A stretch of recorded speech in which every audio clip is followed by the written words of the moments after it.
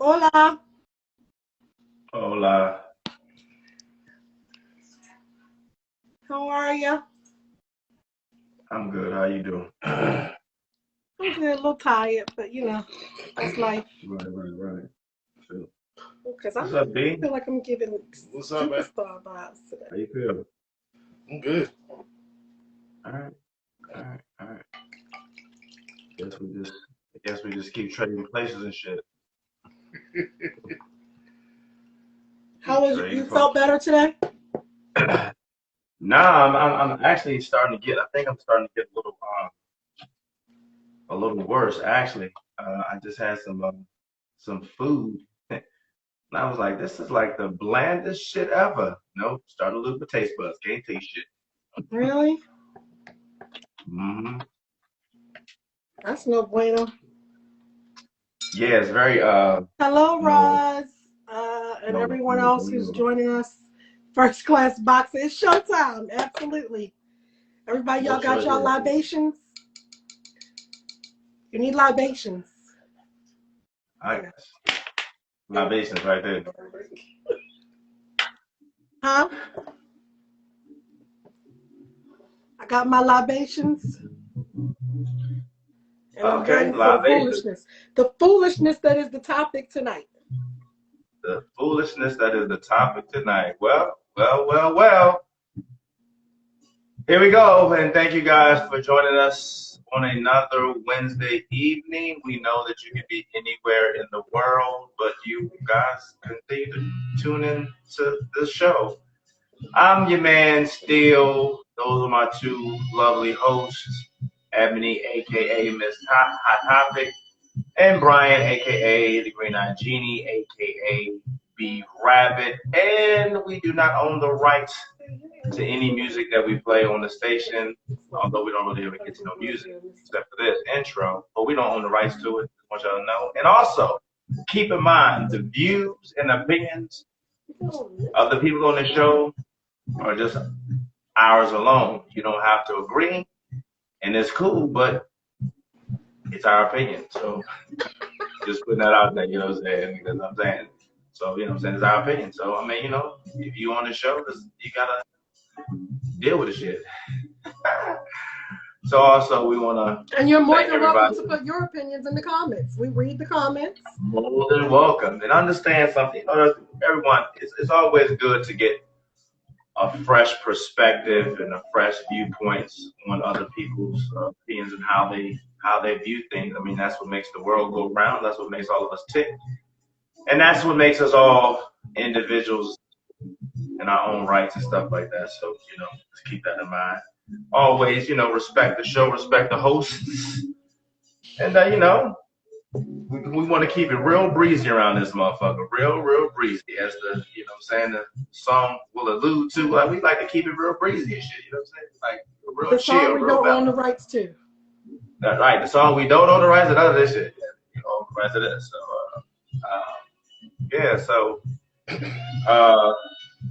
So also like B, just let you guys both know that the radio station I told you guys about, they contacted me, so we have a meeting. We'll have a meeting with them on Monday. If the Lord is willing and the creek don't flood over. The creek don't rise. Whatever. Rise don't go over. What's the difference? You know what I'm saying? Same difference. Anyway, that meeting is happening on Monday at 11 o'clock, so hopefully it'll be, some good news, and we can really get this radio station to the platform and to the level. I like that name, Pop of the Party. That should be my name. That we're gonna do it in the 2022. So, nigga, so how's everybody been? Hello, everybody who's in the comments. I can't see them. I really can't see them. I mean, I see some things, but I can't really see everybody's popping up. But I want to say thank you for. I know, Pop of the Party. That's your name. That's why I said that should have been my name. I like it. So I see who's that first class boxer. What's up, son? I think I see Sneezy Nephew in there. Sneezy and Roz, Pop of the Party. Yeah. I saw. Yeah. So welcome. Glad everybody's here. We got a long little intro thing going here. We got about 3 more minutes on that. So Yeah, we're gonna get in it today. We talking about what women say and how men hear it. I think that's what I said. Ain't that what I said? Like what women say and how men hear it? I don't know. Shit. We're gonna talk about that, and then we're probably gonna. And after that, we're gonna segue. We're gonna segue into some other things. And yeah. Big shout out to y'all, and we're gonna make it happen for real. Still Radio and WMEG. All right, I'm with it. Yeah.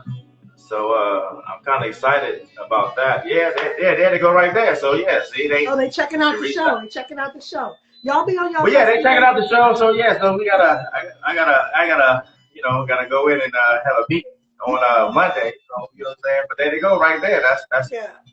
Everybody be on their best behavior tonight. No, don't be on your best behavior. Just I mean, you know what I'm saying. We gotta just keep it real and keep it funky. You know what I'm saying. We want to know. Yeah. Okay. Well, thank you for joining us. Yeah, so we're gonna try to, keep it popping and try to do some big things in these streets and these corridors. Oh, so yeah. 1 minute you act like you're young, and then you say something like corridors and. Yeah, I mean around these corridors, you know what I'm saying? Around these corridors. Because it's like so yeah, so I'm glad everyone's here. We're gonna do it. We're gonna rock out. We're gonna rock out. As we get into this intro, so I have to fade on out a little bit. I think our viewers are real excited about the topic tonight. They said this is gonna be litty. Let's turn up. I mean, we're gonna try to keep the volume at 10. You know what I'm saying? And as long as I got my libations, I'm good. I got mine right here. You don't even have any ice cream, do you? I do, but like I said, I don't even think I can taste it. Yeah, well, you can't taste nothing. You might as well just drink water. Yeah. Yep. So, and as we get ready to fade out into this intro, we're gonna get ready to start this show. Boom. So once again, I want to say thank everybody for showing up to the show tonight. It really means a lot to us when you guys come on, especially when you guys come on with so much energy and stuff like that. You know what I'm saying? When you guys come on with energy and we get energy, that fires us up. You know what I'm saying? And we're gonna keep it pushing around here. So yeah, so let's go. Let's get into it. You know what I'm saying? Still Radio. Tonight I'm feeling grown, so I'm having some Sauvignon Blanc. Sauvignon Blanc. I can't even pronounce that. I'm not having the round the way Moscato tonight. You know what I mean? So, thank you. She loves my hair. Ow. Okay. So tonight you put up the topic: what women say versus what men hear. Absolutely. Yeah, we are. So because we're always trying to figure out how we're relating. You know what I mean? How are we relating? Right. How do we relate? And a lot of times we don't relate because when women say things, like you guys will say something, and we as men we hear it like totally different. And I think the flip side of it, and I think it works both ways on our part too. Like we will say something to y'all, and y'all be like, and that's why we sit there and scratch our head. Be like, what? Like I didn't. You know what Brian says to me? Brian says, "Stop hearing what I didn't say." Yeah, absolutely. Stop hearing what I didn't say. Do you guys have an example of one of those times when you know what I'm saying you heard what he didn't say? Give us an example. Well, or most of y'all probably know by now, I'm a real analytical person, right? So I very rarely take what people say to me as just that blank sentence, right? I'm always looking for the deeper meaning. I'm always looking for, this is what you said, but I think this, and this is behind it. So he may say something as simple as, I don't like Brussels sprouts. And then I will say, look, you're going to have to eat some vegetables. It's not my fault you don't like vegetables. He's like, stop hearing what I didn't say. I didn't say I won't eat vegetables. I said I won't eat Brussels sprouts. And then I'm like, yeah, but you won't eat Brussels sprouts and you won't eat lima beans and you won't. He's like, but what does that have to do with it? I never said. There's 17 other vegetables we can talk about. So it's that type of thing. Kay Milan says men don't hear shit. And if they do, it goes in one ear and out the other. That's bullshit. Well, it's not that we don't hear. We do hear.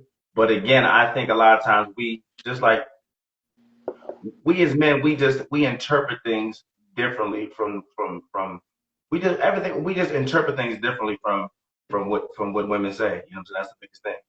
And also, I'm not saying all, but a lot of women have a habit of saying, that's not what I meant. You should know what I meant. So now you got to figure out what the hell she's saying when she said it, even though she just said, I don't like blue. She's really saying she don't like a certain shade of blue, but you ain't hear that because she didn't say that. So we got to figure that dumb shit out in the process of figuring out what the hell she's saying. So I was getting ready to say, I think that men have the opposite problem, right? Men, we say a statement like, I don't like blue.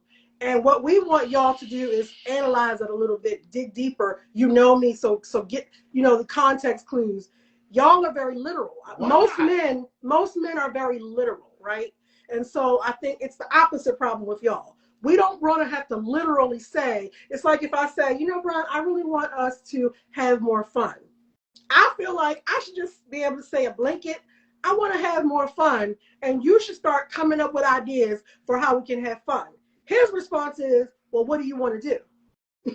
Because to us, we think we're doing shit that's fun, and you're not saying nothing until you say, I want to have more fun. So I want to know what your idea of fun is. Since my idea of fun wasn't fun, what's your idea of fun? So in the comments, that's more clarification. That's all.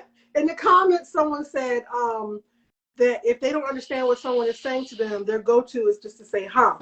Then Roz responded and said, the huh drives me crazy, drives me insane. Because it's literally also usually, it goes with this blank stare like, what are you saying? And I'm like, what part of the fucking sentence didn't you understand? So now I'm frustrated because I feel like you're just not trying to understand what I'm saying. So then First Class Boxer says, huh is the key word for repeat, please. However, I disagree because another thing, Brian, I will say that Brian has helped because I've always thought I was a good communicator, but he has helped me to see some of the things that I do in my communication. So I'll say something to him and he'll say something or he'll say, huh, or whatever. And then I'll repeat it. I'll say, what do you mean? He'll say, what do you mean? And I'll just repeat what I said. And he'll say, repeating what you said doesn't change the fact that I still don't know what you mean. Like that doesn't help. I still don't know what you're talking about. Right. No clarity. First Class Boxer says, I've solved the answer to when you ask a woman what to eat. And she says, I don't know. Just ask her to name the first place and then we go. Well, that's one small step for mankind. No, just shove some food in her face. She hungry, she eat it. If she don't, she not. What happened now? Well, yeah, that's always good. Yeah, what he said. Just to ask and be like, and just come up with a suggestion right at that moment. Because I know I do it all the time too. Like you'll ask me something and I'll say, because it just, whatever you're saying, it might not make sense to me, like in that moment, what you're saying. So I'm like Brian said, like, I don't know how to read your mind. So I'm going to need you to be a little bit more case specific as what it is that you want me to. Yeah, but those are the things that we want you all to figure out on your own, right? But this is my thing. We're not playing mystery. No, we're not playing mystery. But to me, if I have to tell you specifically what to do, now it takes away from what's being done because it feels like to us, this is another thing where we're the communication, right? It feels like to us that you're just doing it now because I said that's what I want you to do. You're not doing, no, I'm saying when I say like, if I make a statement like I want to have more fun, and then you say, in my mind, I'm like, now you go and you think up ways to have fun. But you want me to tell you specifically what to do. So to me, if I have to tell you specifically what to do, now we're doing it just because I said do this. But I just explained to you too. I thought what we were doing was fun in my mind, and you didn't. So now what your ideas and my ideas were some shit. What are your ideas? Right. Put some in. Don't just come crashing on my parade. You ain't got nothing to say about it. Right. Yeah. Okay. Sneezy says women appreciate when men pay enough attention to us to know and understand what we like and don't like. Exactly. Not always, because like you said, we can ask what you want to eat. I don't know. I'll take you to your favorite restaurant. I don't want to eat here. This ain't what I have taste for. That's not what I do. So don't. This You is not. just say you don't know. Period. That's it. If I say I don't know, and then we go somewhere, I usually just go wherever we're going. Because again, he knows me well enough to know that even though I'm saying I don't know, he knows that I probably don't want pizza. He loves pizza, and he wants to eat pizza all the time. No, I don't. I don't like pizza as much, right? So even if I'm saying I don't know, I'm going to assume that he's not going to take me to a place where he knows I don't really like it a whole bunch to want to go eat it right now. So instead of me driving around 15 places, I'm asking you where do you want to eat? Or there are times that he leaves and I know where he's going. Like I'm going to Burger King and he's like, well, what do you want? And I'm like, I don't know. You know what I eat. Just bring me something back. Now, if he turns around and says he doesn't know what I eat, that's a problem. Because like Sneezy said, we've been together how long? We ate together how many times? And you have no idea, no inclination of what I would eat? I got a problem with that. Well, you know, but how about this though? Sometimes, just because you know, okay, perfect example.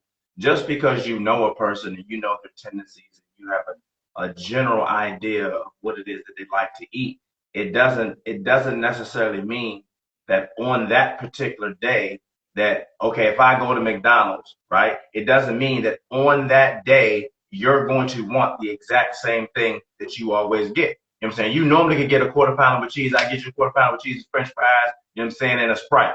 But on this particular day, for whatever reason, I do the what's the word I'm trying to say? I can't think the words, but I be preemptive and I get it, and then I bring it back, and then you're like, oh, thank you, but I had a taste for a chicken. I had a taste for a Big Mac, or I had a taste for a fish sandwich. I'm like, oh my goodness, you know what I'm saying? Now, what you're talking about is a different situation, right? So, like, if he just decided to go to Burger King, he didn't call me first, he didn't tell me anything about it, and he decided to get what I normally get, a quarter pounder or whatever.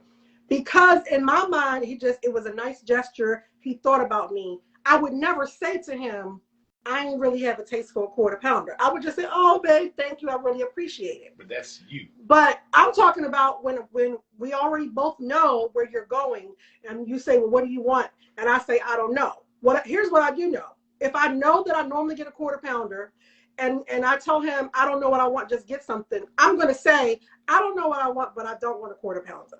Like, so to me, it's not that hard, right? But again, that's you. Hold on, let me see. These comments sometimes act funny on my phone. Let me look at Brian. No, I can't even release. I don't know. I can't really see him. Okay, so First Class Boxer was agreeing with the men. He says, then we do more fun and take a trip to Six Flags, and then you'll say this isn't what I meant as fun.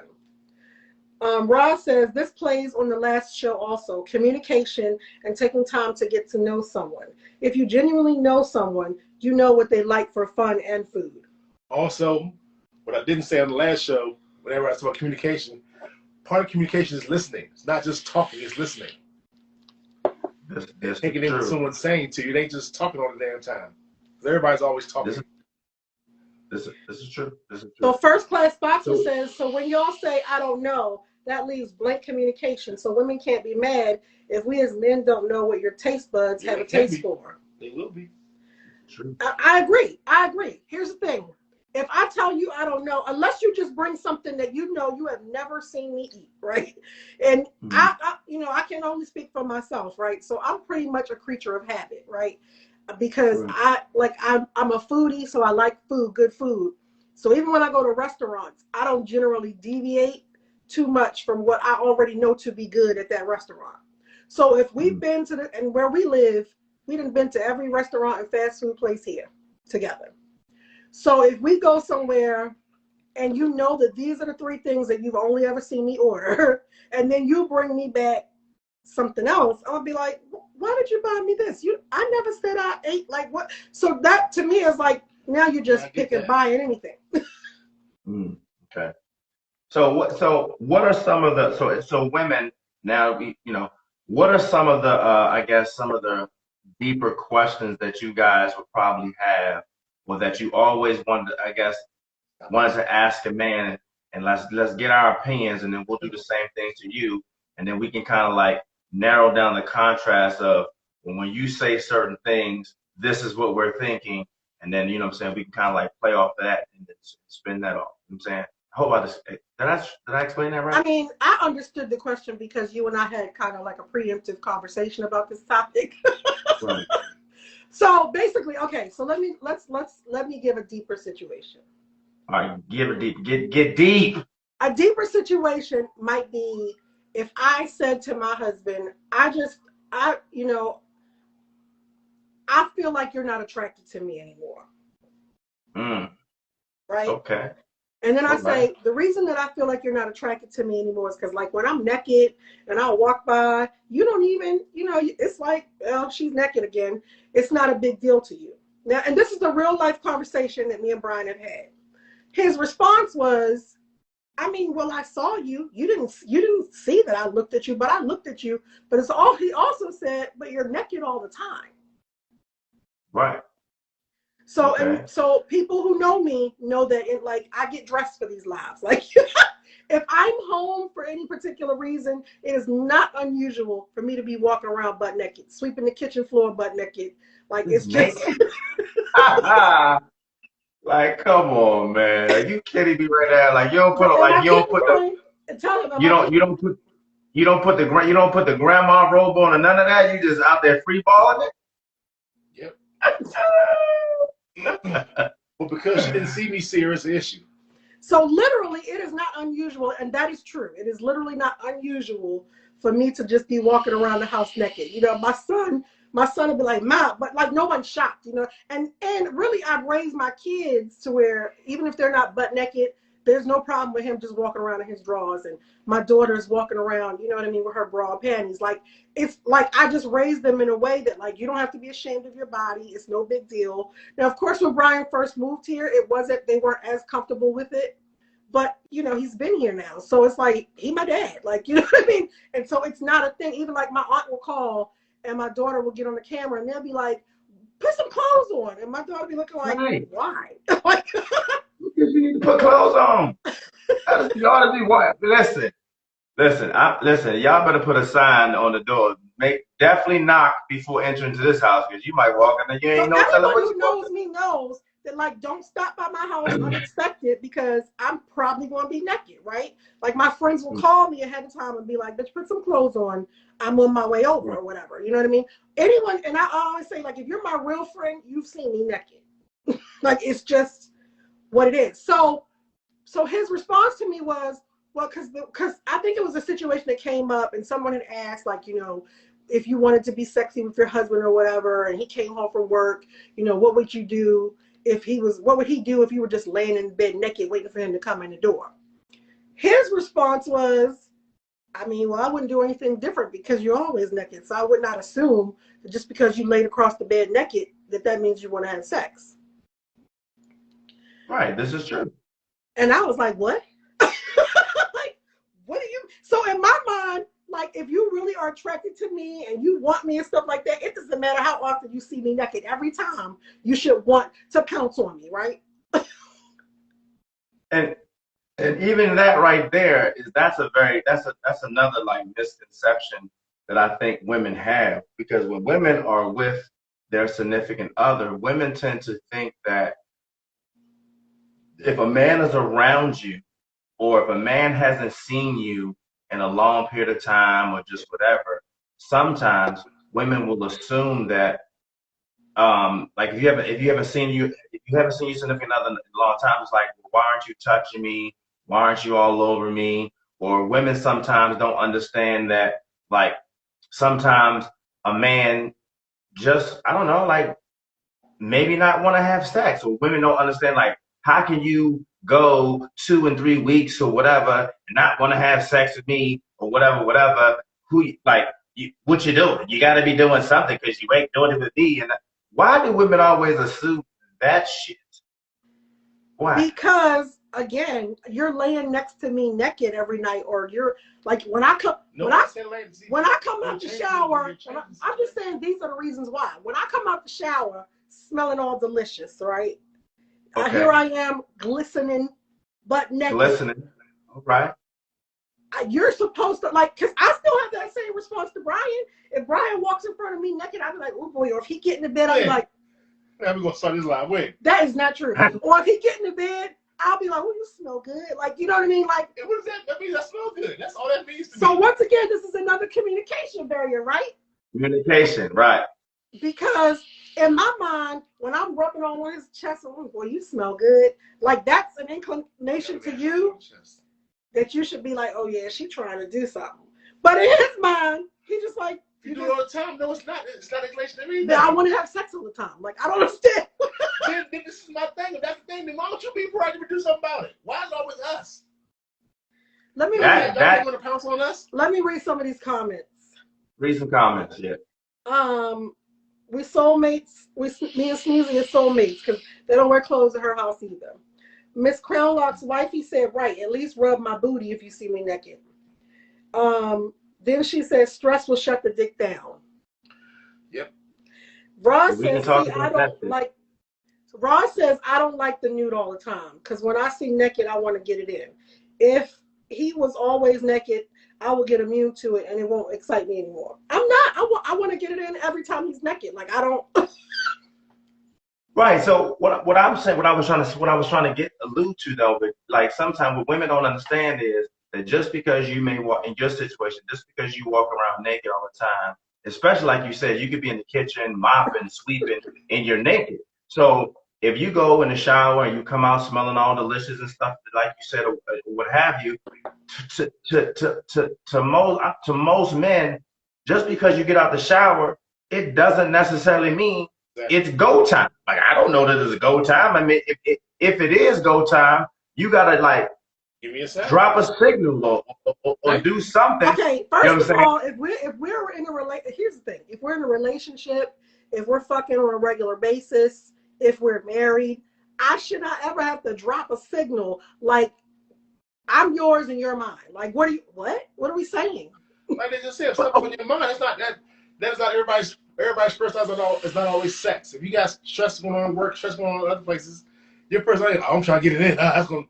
Because when you get done, the stress is still fucking there. It ain't going nowhere. You're still stressed at the end of it. Yeah, so why not get some relief in the middle of the stress? Like, what? Because like I keep saying, y'all just got to show up. Sex happens. Wait a minute. Lies told on IG. What do you mean we just got to show up? So you don't expect us to suck some dick? You don't expect us to do anything but just lay there? My next sentence was, we have to get hard to have sex. Y'all just got to be there. We gotta get wet. No, you don't just lube for that. No, you don't. Yeah, but what woman wants you to be like, hold on, let me get the lube? Like, it's a problem for women if we don't get wet for sex, period. Like, it's a problem. Right, so if you go in and you dry, he looking at you like, I done rubbed on you, kissed on you, did whatever, you still dry. Like, don't make it seem like it's just a simple, get the lube. Like, it's still a thing. But the thing still is, whether this bothers you or not, all y'all gotta do is still be there. Lube, whether you like lube or not, the lube's gonna make it happen. We start to get hard. Y'all just gotta be there. The lube only makes it happen unless you get a good lube like the one that I choose. And I really just choose it because I like it, not because I need it. Disclaimer. But lubes don't last forever either. Like, you know what I'm saying? Just because you put the lube on, but like if I'm still dry, I'm dry, right? So that lube is going to dry up. And you're gonna. I never get a question. Nobody said if you're still dry. We're talking about in the beginning. But listen, I don't think women like really understand. They don't. Like listen, the same way we as men don't really understand. Like we think we do. We think we got a handle on it sometimes. A woman's anatomy. You know what I'm saying? But women, I don't really think women really understand the dynamics of what it is to have a penis. You guys don't have one, so you really don't know the. So you really don't know the interworkings of a penis. Okay, so listen. Hold on, let me read some comments before you go. Okay, read some comments. I want people to feel like we're seeing their comments. So Miss Crown Lock says, understand also, most women 40 and older stay ready. Roz says, but Ebb and B is different because she has made it clear she always wants it. Men need to communicate with their partners what their signals for sex are. Roz says, I just asked, are we fucking or no? There's the signal. And First Place Boxer says, but if you're dry past 2 minutes, then something is off. See what I'm saying? So Hold just on, like you hold said, on. if we don't know what it's like to have a penis, you don't know what it's like to have a hoo-ha. No. Because Right, if and we I'm gonna drive get past right. 2 minutes, y'all are looking like what you don't want it, like what you know what I mean? Right. So what I'm saying is, okay. So I think okay. So I guess what sometimes I think again, communication is key to everything. Like if you want it, you have to communicate to your man that, hey, I want it, because we're not going to assume that just because you're naked is go time. Like I'm not going to assume just because you put on something sexy, hey, I'm about to roll up into it or whatever. You know what I'm saying? In my case, you should always assume that. Okay. Well, I mean, that's something. Case.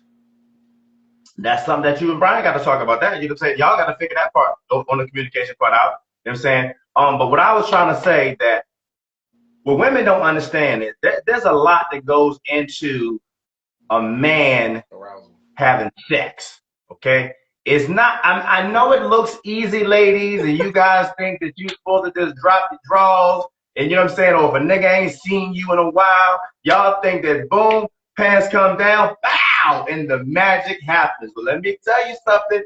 That ain't how that shit works. Okay? It ain't how it works. See, for us, for men, right? You guys should know this, right? It's this thing called blood flow, right?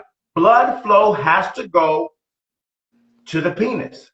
If ain't no blood flowing to that penis, that motherfucker ain't gonna work. It just ain't gonna motherfucking work. It ain't motherfucking happen. Period. You get what I'm saying? And then so like younger dudes, like when you're like between 18 to like 25, a man's testosterone levels is off the charts, right? It's off the charts.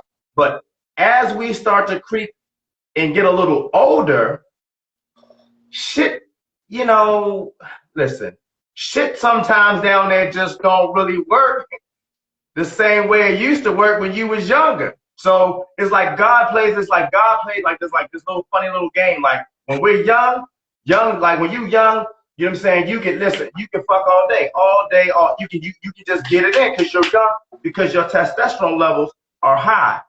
But as you get older, like when you get to my age, right? Yeah, I was gonna say, what's older? Like when you get over like 40, I'm not saying it's all downhill from there. You know what I'm saying? But when you start getting older, if you don't believe me, you can pick up your phone right now and Google it. As men get older. I do know that women's sex drive heightens when they turn 40. Men's sex drive, right. I do know that biologically that is correct. Right, because it's like you guys have estrogen, we have testosterone. So when our testosterone levels start to deplete, then your sex drive is there, but it's not like it was when you were younger. So for instance, when you like 18, 19, shit, the wind can blow, you know what I'm saying? Bow. We like this. We stand at attention, right? When you start getting around 40 and then you start getting to your late 40s like me, almost into your 50s, sometimes it gotta be a pretty damn hard wind to get that motherfucker to do what it's gonna do. You know what I'm saying? So what I'm saying is, and I hear what you're saying, and I'm not discounting it, but this is what we're talking about. We're talking about communication. So right. So do you just tell your lady or tell the chick, like, listen, the spirit is willing. The spirit is willing. The mind is willing, but my dick is like, yeah, not right now. Listen. I don't know. Listen. Some younger dudes, I don't know. If you're a man, at some point in time, if it hasn't happened, if you're a man, it's going to happen at some point in time. You're going to get a case of the dumb dick, okay? It just happened. It's just one of those things that happen. So the dick really does have a mind of its own. Like real shit. Like, so sometimes you're like up here can be like, look, I'm ready to do it. I'm ready to go. But your dick be like, nah, nigga, I'm going to sit this one out. And just, like, you know what I'm saying? And you just sometimes you just don't know when it's going to happen. You know what I'm saying? Sometimes you just don't know when it's going to happen and you just like shit. So sometimes I know for men, like stress, a lot of stress and things like that will bring on those symptoms where, you know, like for me, if I'm dealing with a lot of personal issues and shit like that, like I'm not thinking about fuck. I'm not I'm sorry, I'm looking in the comments. First class Read them. boxer says, young me could NASCAR 500 all day, but as you get older, it starts to putt-putting. Yeah, exactly. Real Hold shit. on. See, Wait a minute. We have a question. okay. I just want to put it out there so we don't forget it. So the question is, so what happens if you're in a relationship and you're not getting it or your partner is not wanting it? So we're going to make sure that we remember that question. I want you to finish your point, though. And then Roz says, I just tell them, but your mouth still works. Right. I mean, okay, cool. I mean, your mouth does still work. And that's a very good What point. about us? What are you doing for us? Right. But see, the thing about it is, dumb dick, what we supposed to do? no, and listen, here's the thing. That's not going to be enough all the time. Yeah, but listen, here's the thing. If you got dumb dick, I'm over here putting all my best oral skills to work. And the dick is like, it's trying to get hard, but it's like, yeah, no. You know, what am I supposed to do after that? Like, what am I? No, what I'm saying is, okay, like, I mean, younger guys, again, like, they don't let the word, sometimes, I'm not saying it doesn't, and it can't happen when you're younger.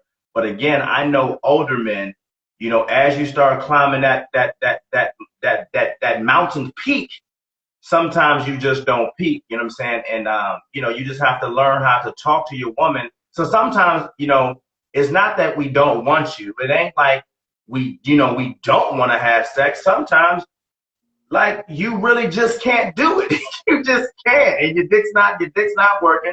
Your dick's not cooperating. So it's like, for a man, so here's a perfect example. When a man, I bet by the show of hands or the show of comments, how many women on this screen right now, in this live right now, has been with a dude that you all hype, you all ready to get it, you like, oh shit, I'm about to get this nigga's dick. The nigga put the dick in, 2 minutes later, boom, the nigga busts off, right? 2 minute man, right? So here's the thing, so just hear me out. So think about all the jokes, all the songs. I don't want no short man, I don't want no 1 minute man. Think about all the jokes that you've ever heard about a man that has happened to. So imagine that same man now gets to an age or gets to a point where his dick ain't working at all. How do you then relay that message? Now, most women, if a man is having a case of the dumb dick, women they go all in. They, well, baby, what can we do? We try to, you know, they'll try to suck you off, they try to kiss it, they try to do all this other shit. But it gets to a point where the shit just not going to work. So as a man, you sometimes don't want to really be sexual or be intimate because you don't want to get to that moment, and then you go to do it and you get her all hyped and the shit don't work. So then women will very easily say, all right, well, your mouth still works. Okay, that's true. But even though my mouth still works, it's like I'm still now getting aroused, but it ain't gonna happen for me. So yeah, I took care of you, but now I'm still left with a situation where I got the case of the dumb dick. And I know women say, well, shit, that ain't my problem. I got mine, get yours. But then it's like, well, why the hell should I help you get yours when I can't get mine? Why don't we just sit here and watch TV? You know what I'm saying? Eat some oodles and noodles. So I think, so part of that question is, you know, what if they don't want to or whatever? You're saying that it isn't that you don't want to, it's that you're not able to. So, and again, I hear what you're saying. I believe that can be the case, but have you communicated? Because here's what happens. When you don't communicate that with us because of your pride, because of your ego, because it's hard, whatever reason, right? If you don't communicate that with us, now we're walking around and we're thinking, he must just not be that into me. Like, he's not attracted to me. I don't do it for him anymore. He doesn't want me anymore. And we have no idea that you got dumb dick, right? We have no idea. Now, here's the thing. When we're talking about dumb dick, I guess we're talking about when this happens more than once, right? Because I think all women have been in a situation where it was just one of those, you know what I mean? And we just like, that's okay, babe. You know what I mean? Normally, most women are just like, that's okay. I understand. That's not true. Like I said, if it just happens here and there, it's like, that's okay. I understand. It kind of is what it is. We'll try again later. But when this becomes an ongoing thing, what I'm hearing you say is a lot of men opt to just not even be sexual at all so you're not put in that position.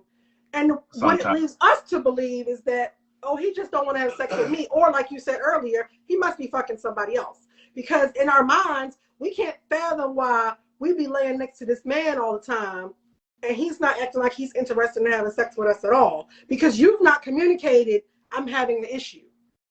Like I said, Right. Why is it y'all can't make a move? You say we laying there, he don't want to do nothing. Why don't you do something? Well, here's the thing, whether you make the move or not, if you got dumb dick, me making a move ain't gonna change the situation. It maybe can, you don't know. But what I'm not about to do is continue to make the moves over and over and over and over again. Because again, now that's leading me to believe that you have no interest in me. Like at this point, we really just fucking because I done made a move and now you're like, okay, well, let me go ahead and fuck her. Because like, would you want that same energy from a woman?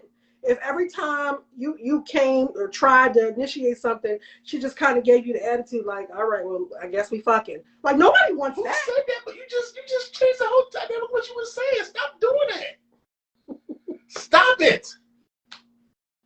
Let me read some comments. Yeah, I was about to say it. Okay. You created a whole different question what you said.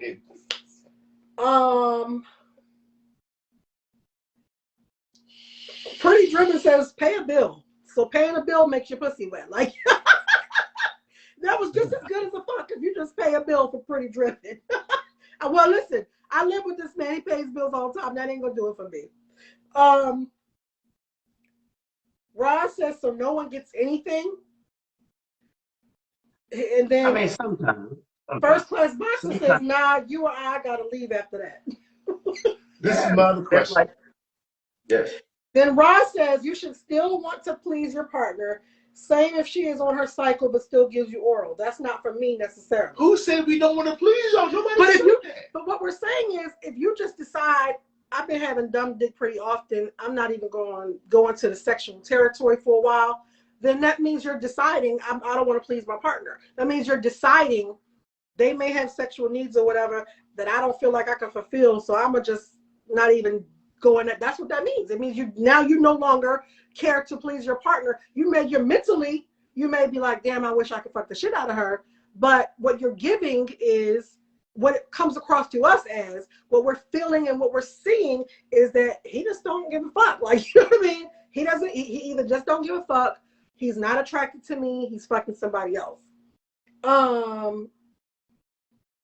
Pretty Driven said his ass goes too. I don't play that. So Pretty Driven, you're helping the men in the case as to why they can't tell you what's going on. Because you just said. Because what I'm also. Go ahead, let you read it.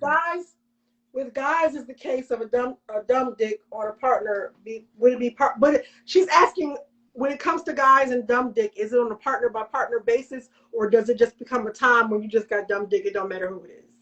What I'm saying is sometimes as men get older, it just becomes a problem, period. So you gotta understand something. When we go out here in this world, right, men are supposed to be providers, you know what I'm saying, which test what? Your manhood. When you go to work, you know what I'm saying, and you gotta deal with the people at your job. And I'm not saying that women don't have the same thing.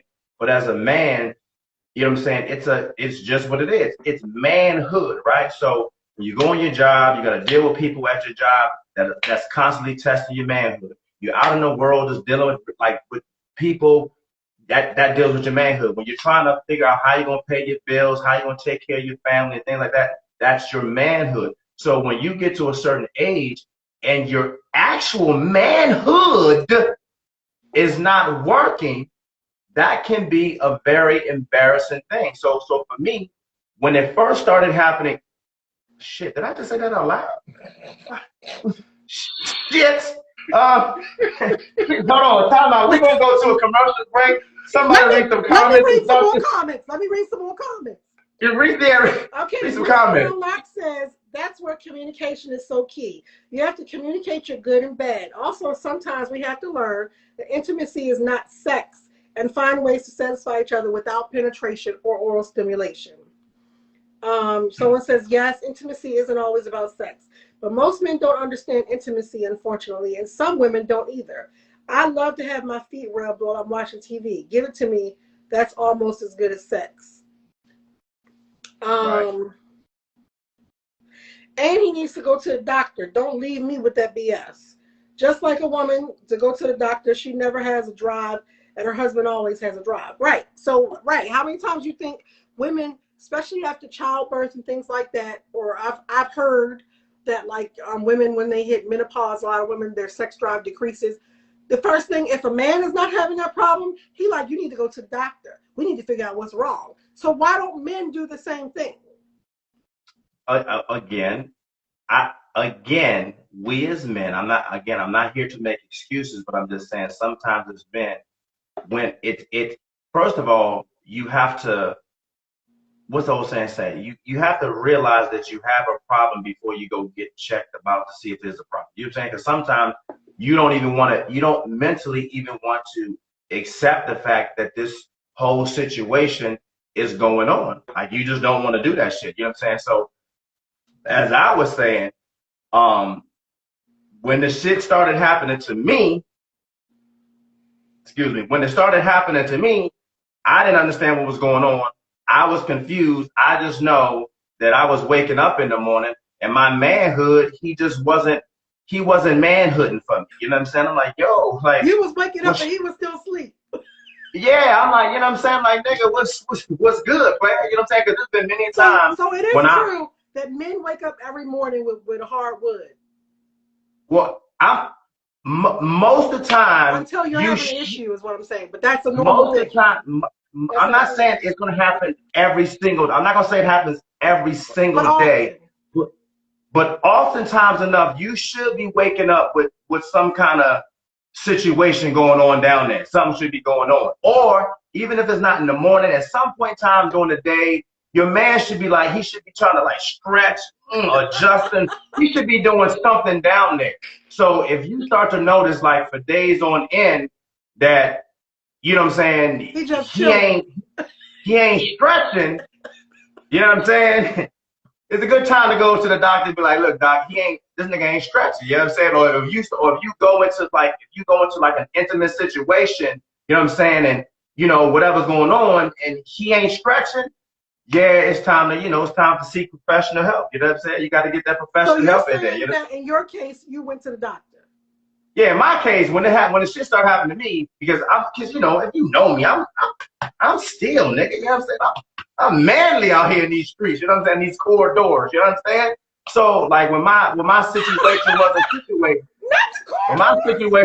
situated, you know what I'm saying? I was like, yo, what's going on? So I went to my doctor. I'm like, yo, like, nigga, like he ain't hollering at me right now. I don't even know, because there's been times, you know, you go and you do what you do. You drop it off in the drawers, and then you go in the bathroom and you high five your dick. You know what I'm saying? Like, yo, nigga, good job. But there's been times when I've gone in the bathroom, look down at my dick, like, nigga, go sit in the timeout corner right now, because you are just a fucking appointment to me right now.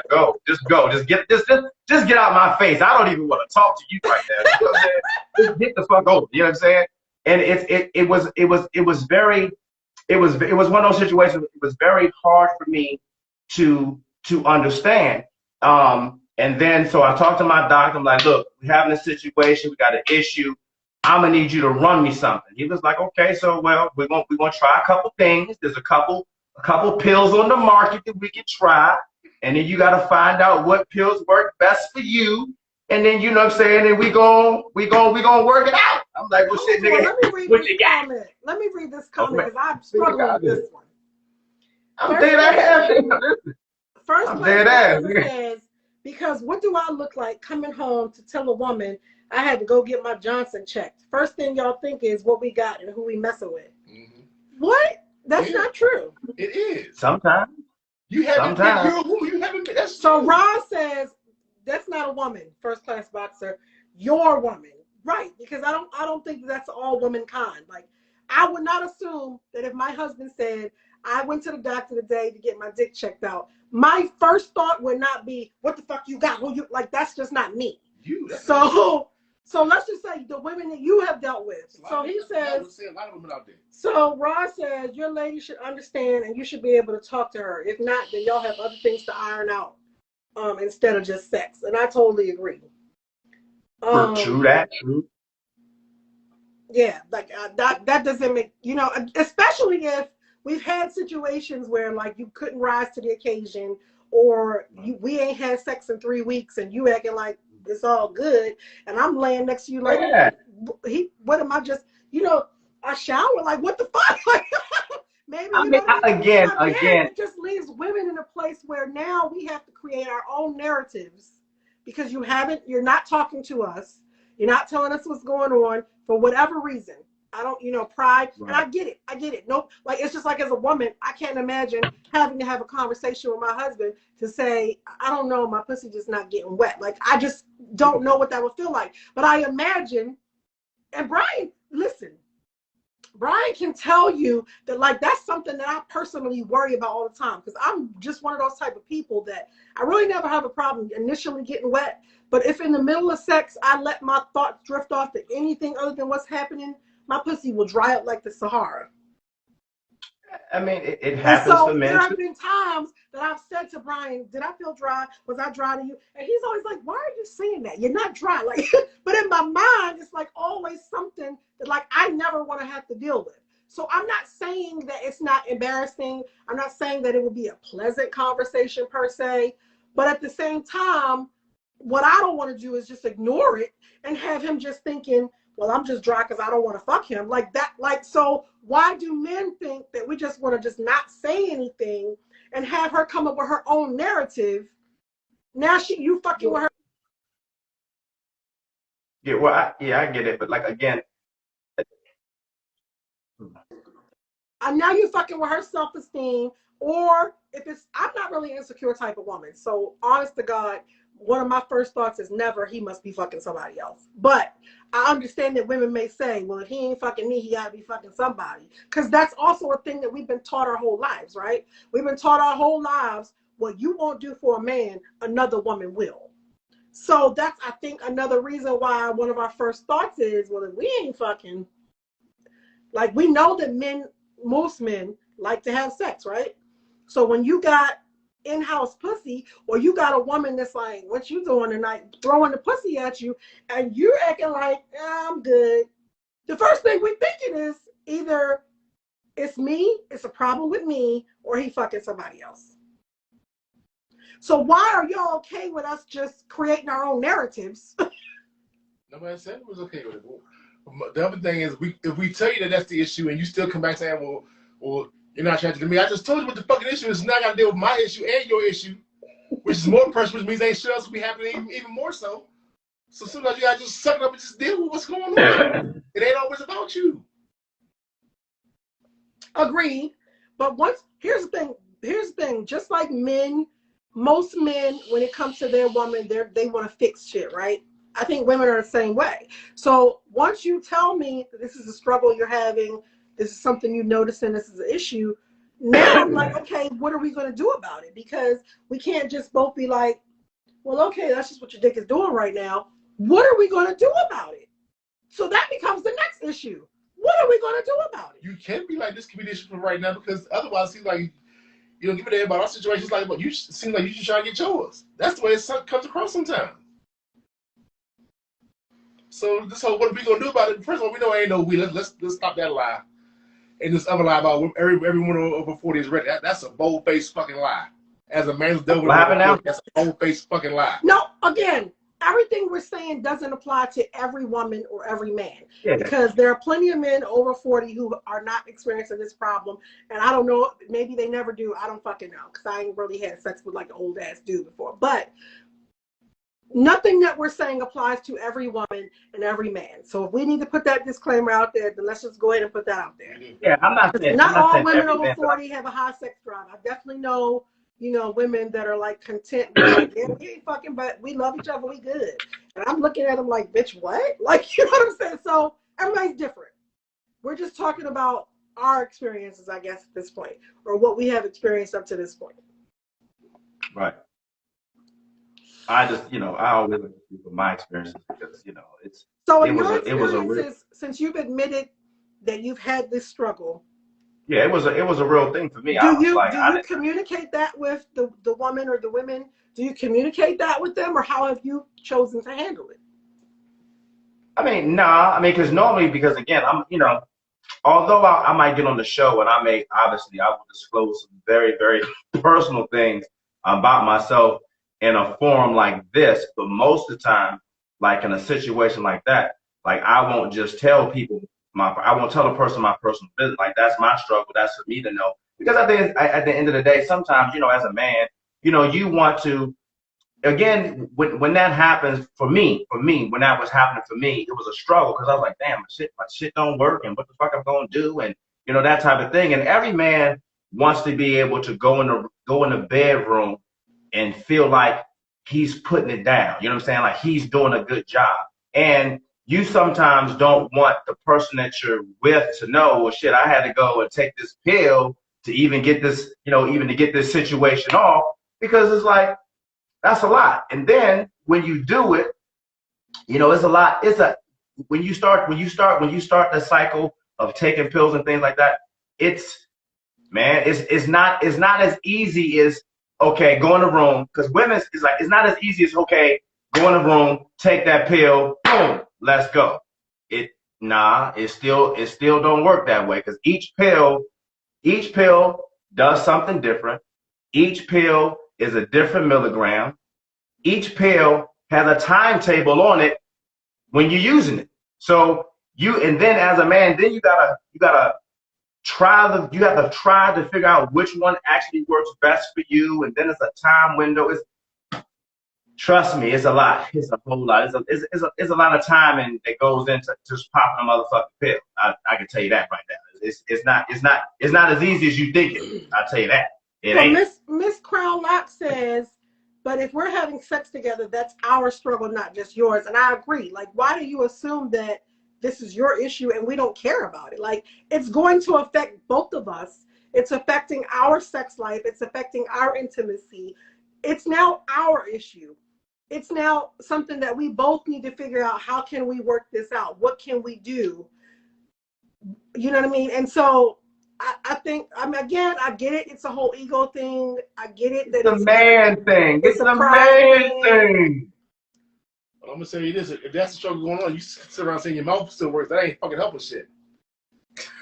Yeah. So I'm just saying. So Miss Crown Locks, I have a question for you, because she says, I would never let my man take Viagra or any of those other pills. So you're saying you're not comfortable with your man taking Viagra or any pill, and he's saying this right now is the only thing that's going to make it happen.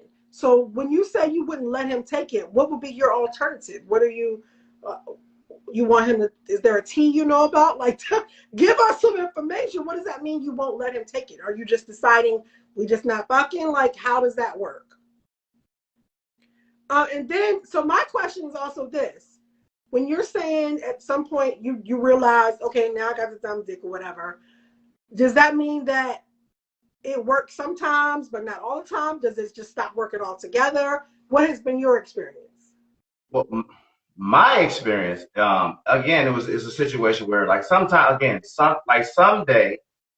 days you would have a good day, right? Where you can just, it'll work. Some days it'll work, but then sometimes it'll be a time where you're like, well, I think it might work, but it might not work. So let me pop this pill just in case. You know what I'm saying? Because you don't necessarily know if you're gonna actually get it in, and so it's a when you decide to go on the pills, it's a lot of timing and a lot of planning on. It was a lot of timing and planning on my part a lot of times just to make it work. You know what I'm saying? That's all. It's a lot of time, because like certain pills do certain things. Certain pills last longer than others. Things like that. Then you got to find the right combination on, you know what I'm saying? Sometimes you can, with some pills, you can take food with. Some pills, like, for instance, like, they work better on an empty stomach than after you take it and wait the allotted time, then you can eat. So it's just a lot. So there's not a pill that you can take like every day. You can take some pills every day, but if you end up taking a pill every day, right, then you just have to take a lower dosage of that pill, you know what I'm saying, or whatever. So the lower the dose, then you can take it every day. Like, for instance, like Cialis, they got 10 milligrams, 20, and like 25, you know what I'm saying? But Cialis is real potent. So like if you take one Cialis, you're good for 36 hours, straight 36 hours. Like anytime for a 36-hour window, it can be go time. So that pill, you don't necessarily have to rush to get it in because you have a 36-hour window. But once you take it, you got 36 hours. So what that means is the clock starts ticking. So as it gets closer to that 36 hour, the pill is going to become less effective at the end of those 36 hours. You get what I'm saying? So, shit like that. But it's not like it's not like on TV where you take the pill and you're just straight hard for 36 hours. No, that's dumb. So, and that's another misconception. Like, so what that means is if you take one Cialis is going to last for up to 36 hours. So what that means, within a 36-hour window, if you're ever intimate or you want to be intimate, 9 times out of 10, the 9 times out of 10, the pill's going to work. Your man's going to work. You're going to be able to get it in within those 36 hours. Now, Viagra comes in 50, 100, and 200. Okay, when you get to the 200, they're no longer blue. They're black. Okay, they're black. Okay, Viagra. You're really well-versed on these pills. I'm listening. I'm telling you what it is. You know what I'm saying? So you know what I'm saying? We appreciate your honesty and your candor. Yeah. Listen, you got 50 milligrams, you got 100 milligrams, and you got 200 milligrams. Okay, that's just what it is. Okay, Viagra is like depending upon your dose size, is gonna let you know what you can do. So if you take a 50 milligram, that pill's gonna kick in for 30 minutes. In 30 minutes, that pill's gonna kick in, and you have the lifetime on that is probably 3 hours. So in that 3 hours, so when it says you'll be hard for 3 hours, for 3 hours, you have a 3-hour window. If you're going to do it and get it in, you got up until 3 hours to get it in. After that 4th hour, he may get there, he may not get there. If you have a 100 milligram pill, tack on another 3 hours. So if you got 100 milligram pill, you got 6 hours of fuck time. If you take a 200, if you take a 200 pill, then that's a little different. That's going to get you at least 12 hours, maybe 24. It just all depends on you and when you start taking them and shit like that. It just all depends. Okay, so Miss Crown Lock says she's the one that said that she would not allow her man to take any of those medications. She says, I think there are other alternatives through herbal remedies. There's people that advertise stuff, a man at work, that advertise stuff that may work. But we have to come up with other ways to get to intimacy. Maybe toys, but not the pills. The side effects are too much. What toys are going to help a man? So what toys are going to help a man? There are no toys. There's no toys for men. Well, yes, Miss Crown Locks, you got the answers over there. Miss Crown Locks, is she aware of any toys that will help a man? There's no toys Or maybe she's saying, I think she's saying you can use the toys on her. But once again, I feel like like you guys mentioned, it's going to be good for me, but like, how's that going to help you? It's going to be good for you. So even though you're not getting an erection, you're saying you're still feeling the sexual frustration of right. You like yeah. So like when your dick don't get hard, like the urge is there. You want to do it, but it ain't there. You know what I'm saying? But it's not happening. So then it's like fuck. You know what I'm saying? And you start getting frustrated and it's like whatever. But then once you get to that point, then you kind of like just be like to hell with it. And you just kind of like you just let it go. You know what I'm saying? You let it go, and then that's when you start. Somebody suggested like cock rings are not helpful in that situation. Yeah, get hard for cock ring to work. I mean, Brian said you gotta get hard for the cock ring to work. Yeah, in order for a cock ring to work, your dick has to get hard. Then you put the cock ring on, and then it works. But then cock rings tend to be. But let's get back to we talked about what women say, what men hear. So the point is that I think we're saying that you guys have to communicate. This is a struggle. This is an issue, and you have to say it's an ongoing thing because again. Everybody has come across a man or been in a situation where it was a one-time deal or maybe, you know what I mean, it happened twice, whatever, but it's not an all-the-time deal, right? So for women, the way our mind works is we've been having good sex with no problems for the last month, right? Now you're telling me you're not getting hard. That goes on for 2 months or whatever. But then you get back in the saddle, and now we have. So in our mind, that don't sound like you having a my dick is broke problem. That sounds like something's wrong, because if it works for a month, then it didn't work, then it worked for a month, and then it didn't work. In our minds, that sounds like your dick ain't broke. It's just something else going on that you're not telling us. That's true. No, it just means that during that month when it was working and it wasn't working, maybe I went to the doctor, you know what I'm saying? I handled the situation and I just fixed it on my own without having to go through the embarrassment of having to tell you. Because you got to understand, we as men, we want sex to appear to be as natural as possible. You get what I'm saying? That type of thing. And women always say that foreplay is very, very important, you know, to a woman, right? Well, women got to understand foreplay is very important to men as well. Now, our foreplay is a little different, right? Because women assume that if I see you, I'm supposed to just drop my drawers and I'm just supposed to start fucking and that's supposed to be happening, and it ain't gonna happen. It's not gonna happen. So we as men, we're very visual, right?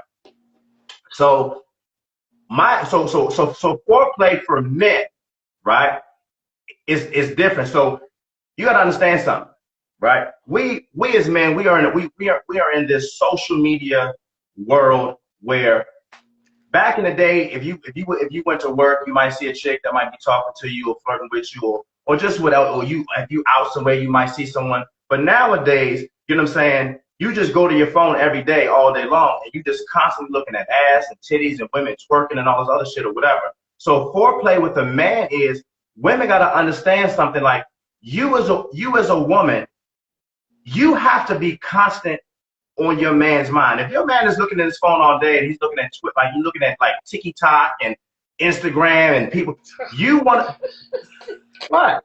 Stop calling it TikTok. Your old ass is TikTok. You listen, you know what I'm trying to say. My point is, women sometimes have to set the mood too. Like women sometimes have to set the mood too. Women sometimes have to get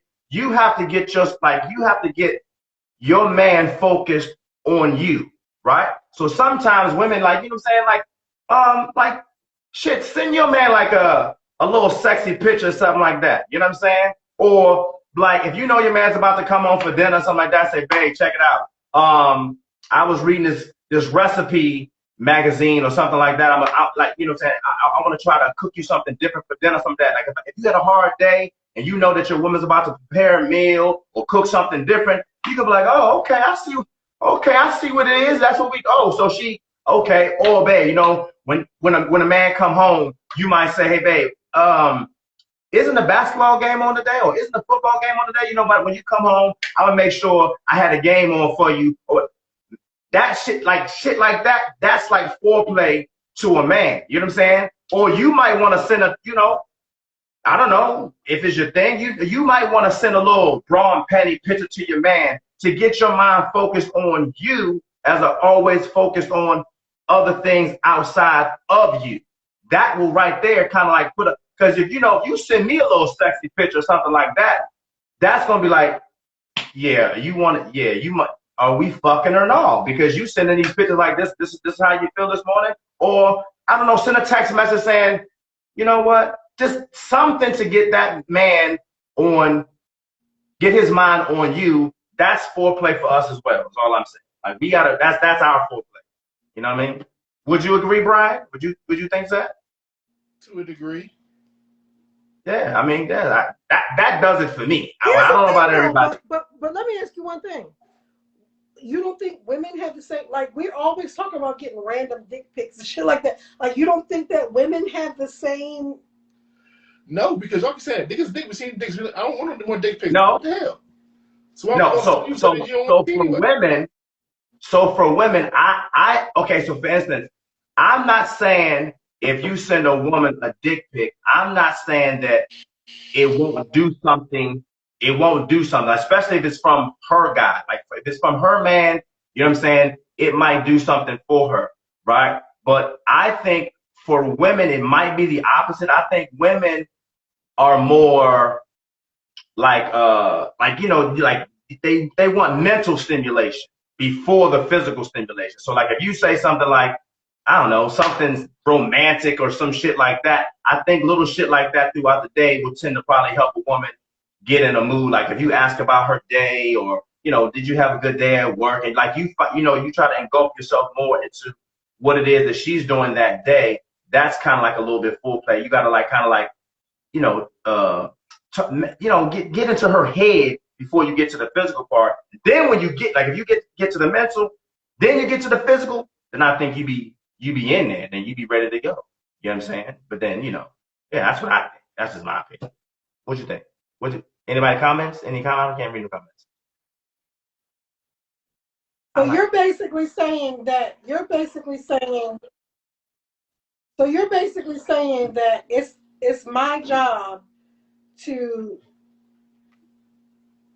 continue to make you attracted to me and want me because you've been looking at ass and titties all day?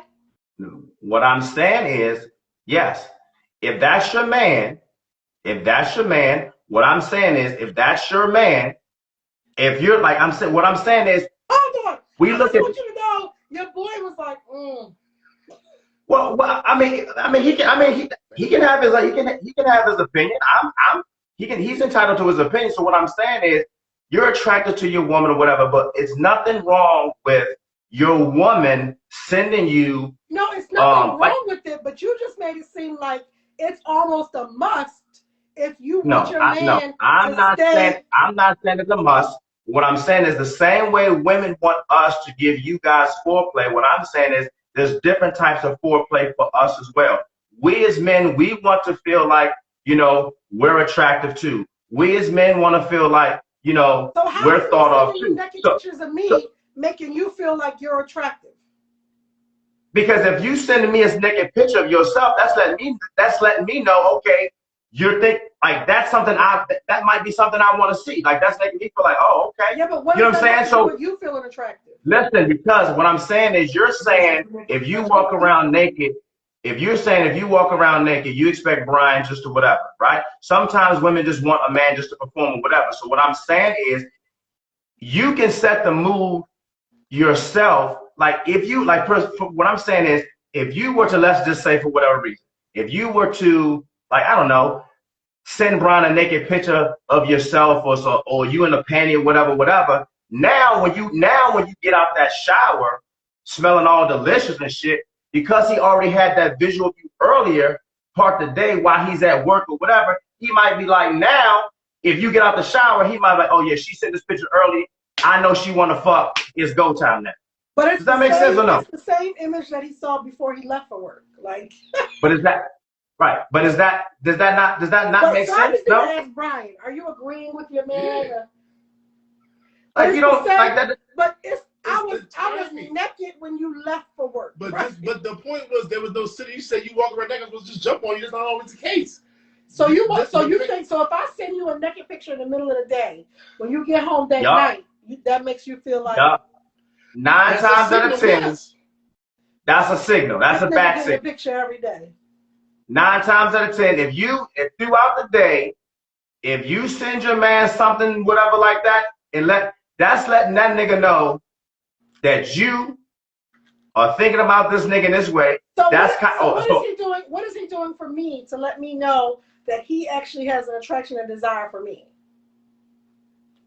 That's something that y'all got. I don't know what. That's something y'all got to figure out. You know what I'm saying? So a man has to figure out. Everyone has to figure out what works best for them in their situation. All I'm saying is, the same way women want foreplay, we as men, we want foreplay too. That's all I'm saying. You know what I'm saying? It doesn't. We want foreplay too. That's what I'm saying. So we want foreplay. That y'all foreplay is more visual. It's just different. And our foreplay is more physical. I think it's more mental sometimes. It's more mental shit. D&D Reg says it's more personal when someone sends it. But if you naked and we see, then it's just like that, whatever. Miss Crownlock's wifey says she has to agree with you on that point. Yeah, like responding back, men are simple. I don't know.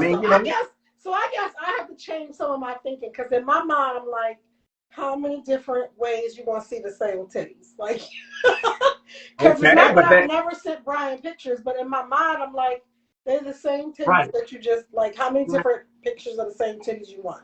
right. So I'm not saying that you have to send naked pictures every day. Well, I don't But what wear I am panties, so that's not going to help. but what I am saying is we sometimes want to get in the mood as well. You know what I'm saying? So what I'm saying is if there's like a you know, before you exercise, you gotta warm up, right? So it's almost like the same thing. So like if you send a picture to your man, like I know you having a rough day or whatever at work, you know what I'm saying? I'm just gonna send you like, I'm just, No, okay, you wait a know, minute. Prime example. shit like that. Prime example. One day, Brian was sitting in the living room, right? And I was sitting in the bedroom. And I had taken a picture earlier that day. And I sent him a picture while he was sitting in the living room and I was sitting in the bedroom. He didn't respond at all to the text. A couple hours later, he came to the room and he said, "Why you send me that picture?" Because that was out of the ordinary, so I was curious to why you did it. You Well, just I mean, said. You just He said said. at work. I'm not, No, you if just I'm in the said. fucking house, come get me. Don't even send me a picture. I'm in the house. To me, that's dumb as hell. I mean, again, I think each situation or each relationship has to work for, you know, has to figure out how it works for themselves or whatever. I'm just saying that we as men, we appreciate foreplay the same way women do, but our Here we go. foreplay is just a little different, huh? I send you a picture of dinner. You gonna want the picture of dinner, or you gonna want the actual dinner that's prepared? What you gonna want? The picture or the food, or the actual food in the house? But the picture was a That wasn't my no, question. I want the food, but the picture is a prelude, like, oh, you cooked this? Well, wait a minute, I'm on my way. So when I send him a picture and I'm laying in the room next to him, when I send him the picture, it's supposed to be like, oh shit, she just sent me this picture. Let me go ahead and see what's going on. But in But his you said it mind, was earlier, so I knew that's not what you was doing. So again, I mean, I mean, you know, that's something that you and that you and B Rabbit gonna have to figure out. You know what I'm saying? Let's get to more comments. What we got? We got any other comments? they talk about the nasty pictures gonna start rolling in now. Listen, I'm just saying, you want, what I'm saying is this. You just sometimes you want to keep yourself, a woman just want to keep herself fresh on her man's mind the same way we as men should want to keep ourselves fresh on your mind. That's all I'm saying. Yeah, so That's let all me I'm saying. ask you this. So what is it that men think they should do to keep themselves fresh on our minds? I think that we as men, we should like do the same things. I think we should somehow be in the same space, do the same things. Like for instance, like, you know, out of the blue, you know what I'm saying, you might I don't know, you might go to the store and get a card and give a woman a card for absolutely no motherfucking reason. Just a little card to say, hey, you know what I'm saying, something like that. Or you might just, and that you would know, be not nice, and we would say, oh, you were thinking about me, but nothing about that would make us feel like he trying to fuck.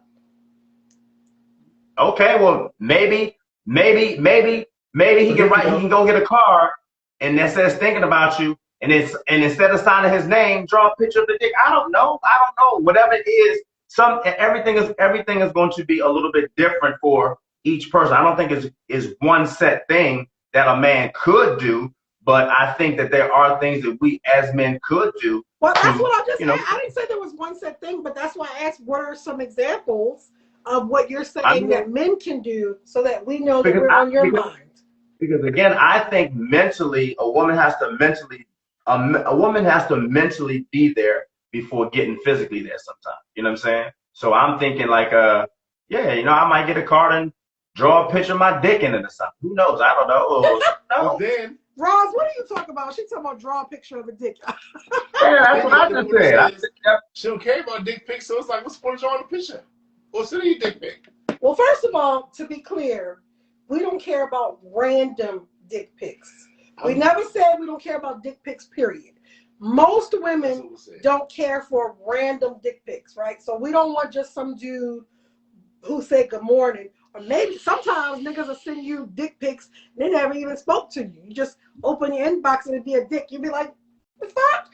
So we're talking about random dicks, right? We're talking about dicks we didn't ask No, for, that's not what we're saying. dicks that we never. No, that's not what I said. I made the exact statement I meant to make. I said most women. Now I don't know about what women you're talking about. Well, so do you want to elaborate on the women you're talking about? You. Talking about me? Okay, That's you. so what are That's you what saying you about said. me? You said you don't care about getting dick pics. Then the next time you turn around and say the best part of waking up is a dick pic in your inbox. So which one is it? You don't care if you do. Okay, so what he's referring to is we're both in a triple I'm X not talking chat. about just that. I'm talking about our That's the personal only time conversations.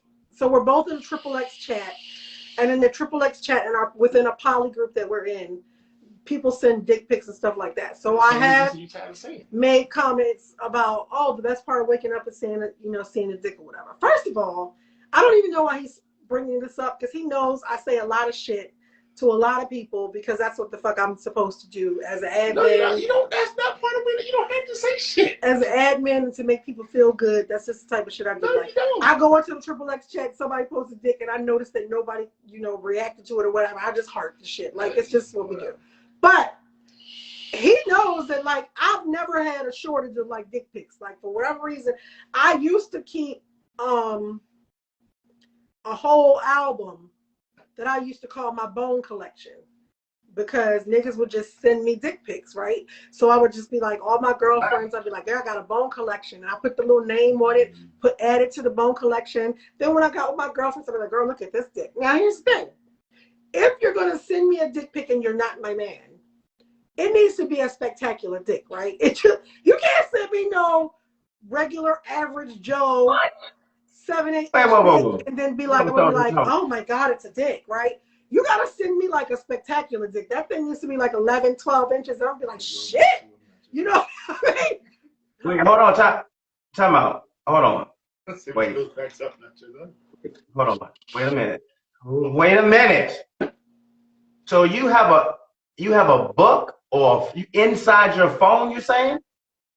Mm-hmm. You just have a it's like an app. It's not like in my photo album, but it was an app that I had, and as part of the app you can have like different albums and stuff like that. So, and one of my albums was just called the Bone Collection. And you just have random penises just all throughout your phone. Just dicks people sent me, and if I thought that it was a nicer dick, like, oh, that's a big dick, then I would save it in my bone collection. When I got with my girlfriends, I'm like, girl, look at this dick. Like, that's just what we do. Like, wait, do women really do y'all really do that shit? Like, we do that to people who are not our man. Like, be rest assured that we're not going around showing our girlfriends our own man's dick, right?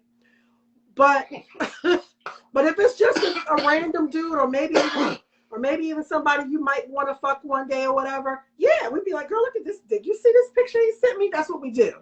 That's what we do. Wow. Just like I assume that men do the same thing. Now, you nigga, you see these titties?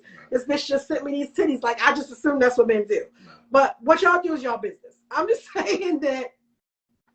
Okay, let me read some comments.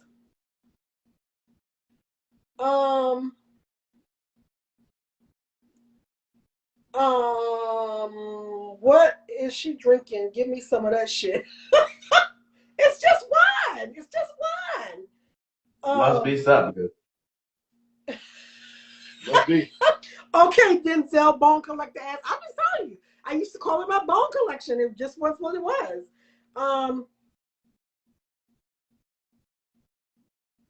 So Ron says, no, I don't save dick pics or show them. Well, I mean, I got closer girlfriends, so every now and then, we'd be like, girl, let me show you this dick. This nigga just sent me, I want to fuck him. Like, that's what I did when I didn't have a man. Like, yeah, why not? D&D Reg says, if you get any form of nude and share it to the people, you're pressed as fuck and don't deserve anymore. Let me just, you can have your opinion, D&D, but let me be clear that I've never, ever been pressed over any dick. I have personally, skinny, fat, short, tall, have never in my life had a problem getting dick.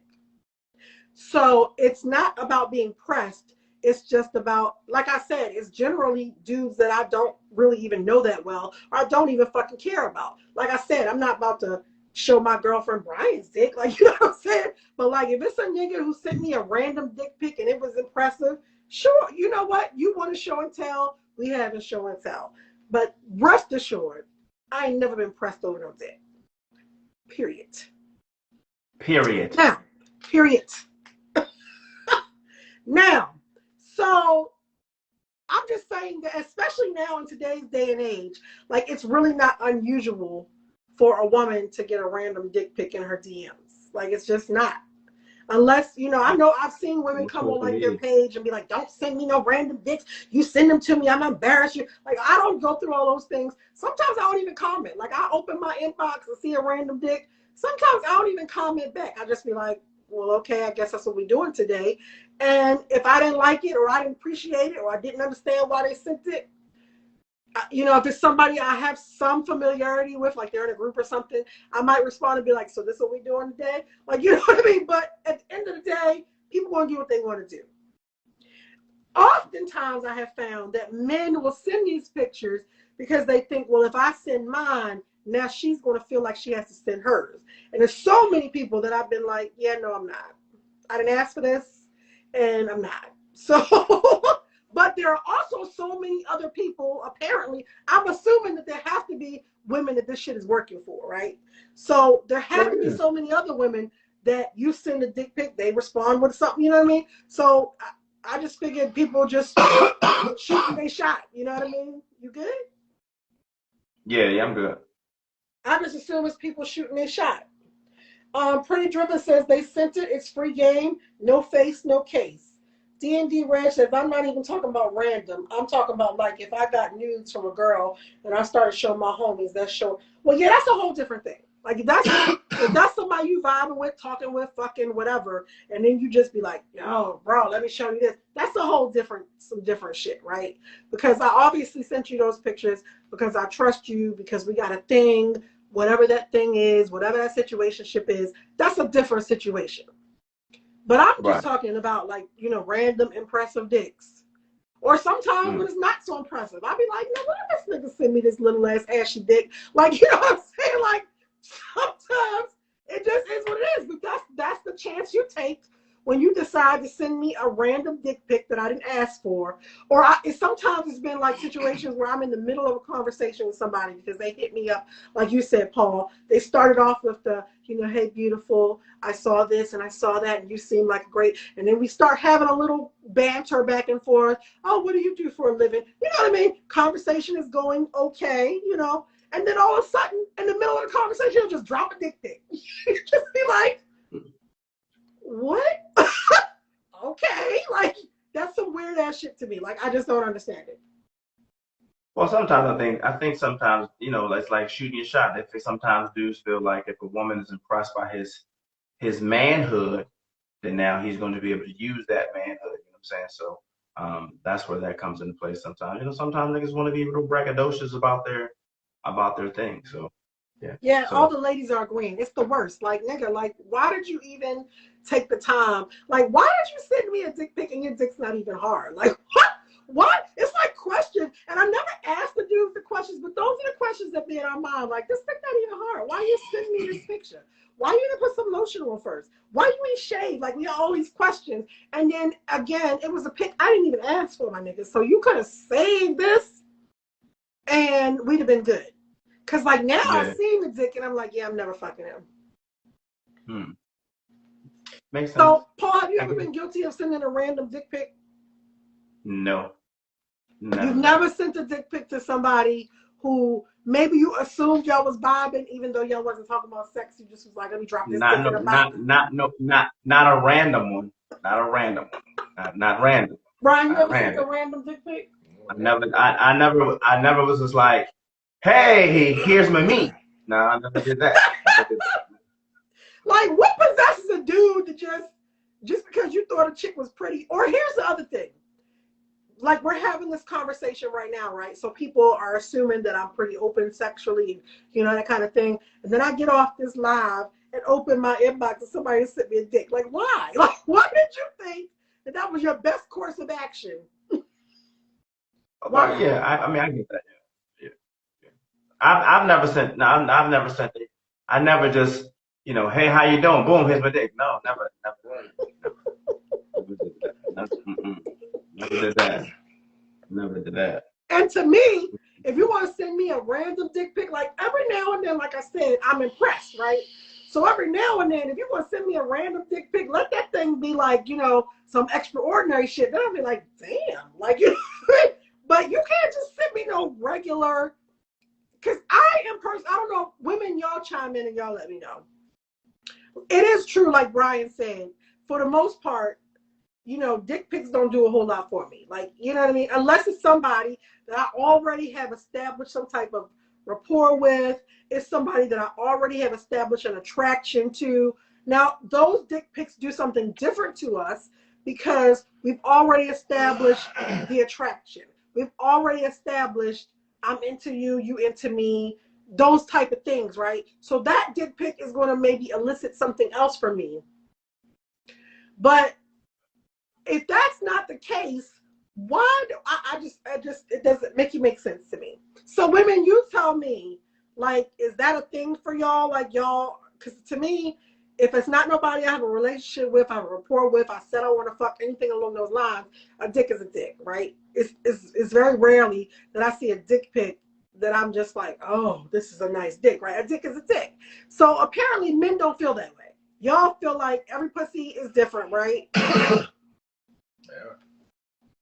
So what is so alluring? I want to hear from the men.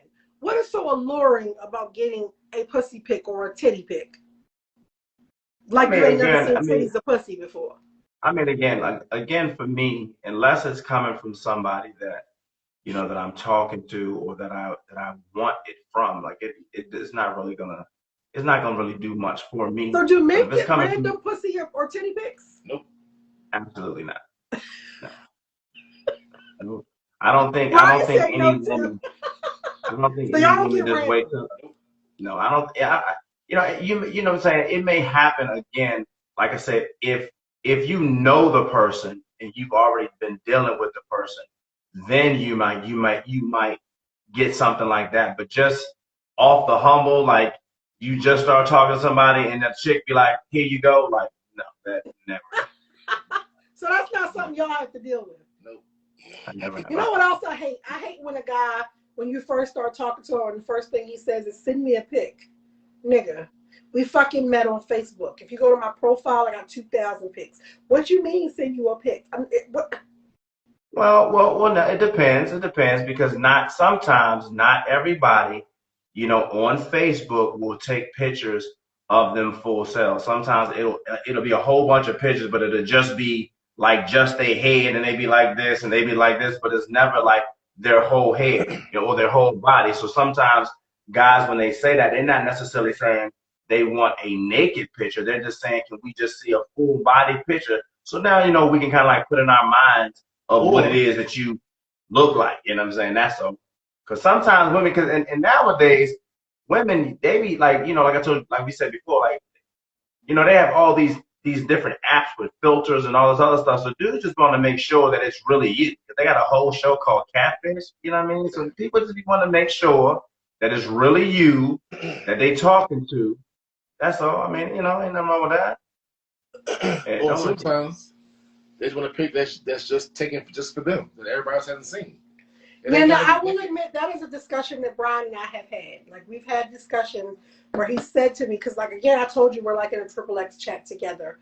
So he has said to me, it doesn't mean as much to me if you send me a picture that you already posted in XXX chat. So basically, if you send me a picture, I want a picture that I know is exclusive to me. I want some fresh. Don't be sending me. Don't send me no recycled picture. Now, D&D Reg says that y'all, he got a different situation. He says he hates random nudes because that just shows how easy a girl is. I like a little challenge to get something. Yeah, but again, like I said, I've never just had it. I've never just had. D&D Reg been getting random nudes. Y'all fucking up. Yeah, I've never had no chick from just some random chick. Just, you know what I'm saying, just be like, here's some That's never happened. Like again, once you start talking to the person, you know what I'm saying, and there's a rapport there, then someone may share a picture, but just a random picture. I will admit that's probably not something that I maintain, like once the relationship becomes like, you know, because they're like when it's new, you know what I mean? I've definitely been known to send some titty pics or something in the middle of the night and you wake up in the morning like shit. But I will admit that that's probably something that I don't do as often as I used to. What? But listen, let me tell you, another thing about me though, women, y'all help me or y'all can.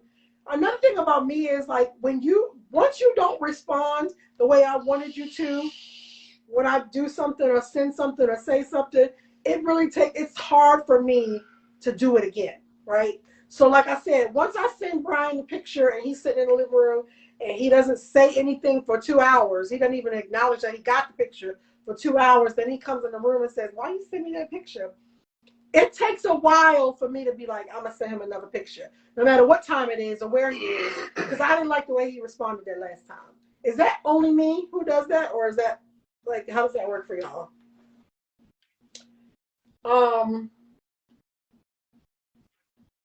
Somebody said, Ross said they have apps where you can change your body also. Paul. Damn. That's crazy. Yeah. Wait a minute, Surveillance Anthony says, hold on 1 minute. I'm putting my coochie pics in alphabetical order. Okay, so Pop of the Party says she's the same as I am. It's like if you don't respond really the way I want you to respond, then I'm just like, yeah, I'm not doing that again. So Pop of the Party says she's the same way. Are men like that? Say that one more time. Like if a woman doesn't respond, like let's say it is somebody that you have a rapport with or whatever, you send her a random dick pic or whatever. You guys have exchanged pictures before, and then you decide to send her a random dick pic, and she doesn't even respond to it. She just come back and be like, so what you eat for lunch today? Does that deter you from sending another dick pic, or like do you bring it up like, so you just going to ignore my dick? Like how does that work for y'all? For me, I don't know. For me, it would just be. It depends on who it is or what it or where me and that person are. I guess in whatever it is that we're doing. You know what I'm saying, that type of thing. But if I were to send a picture like that, you know what I'm saying. I mean, you know, I would expect some kind of response. But then I would be like, okay, so you're not gonna respond. You know, then I probably might not do it again. You know what I'm saying? Who knows? I don't know. Or maybe because I'm not going to always assume like that she didn't like it. You know what I'm saying? Maybe she was at work. Maybe she got busy. Maybe she really didn't have time to really respond the way she wanted to because she just didn't have time. You know what I'm saying? That type of thing. So I'm not gonna just immediately just assume the worst. You know what I'm saying? Or whatever. You know what I'm saying? That type of thing. You know, or I might, or you know what I'm saying? I might just feel like I might just use that as an opportunity just to, you know, punish her or something. You know what I mean? I might just use that as a means to just punish her. You know what I mean? Like, so you're not gonna respond to my, you know what? I know what you need. I just, you know what I'm saying? Just go drop it off in her drawers. I mean, that type of shit. I like that. You know what I'm saying? That sounded good to me. Okay, Ross says if I go out the way to do something like that and he just replies basic or not at all, I won't really care to do it. Exactly. So this has been a thing that me and Brian have talked about, right? So Brian has said he wanted me to do a certain thing, and then I did it, and then he didn't respond to the certain thing. Now I'm like, I'm not doing that no more.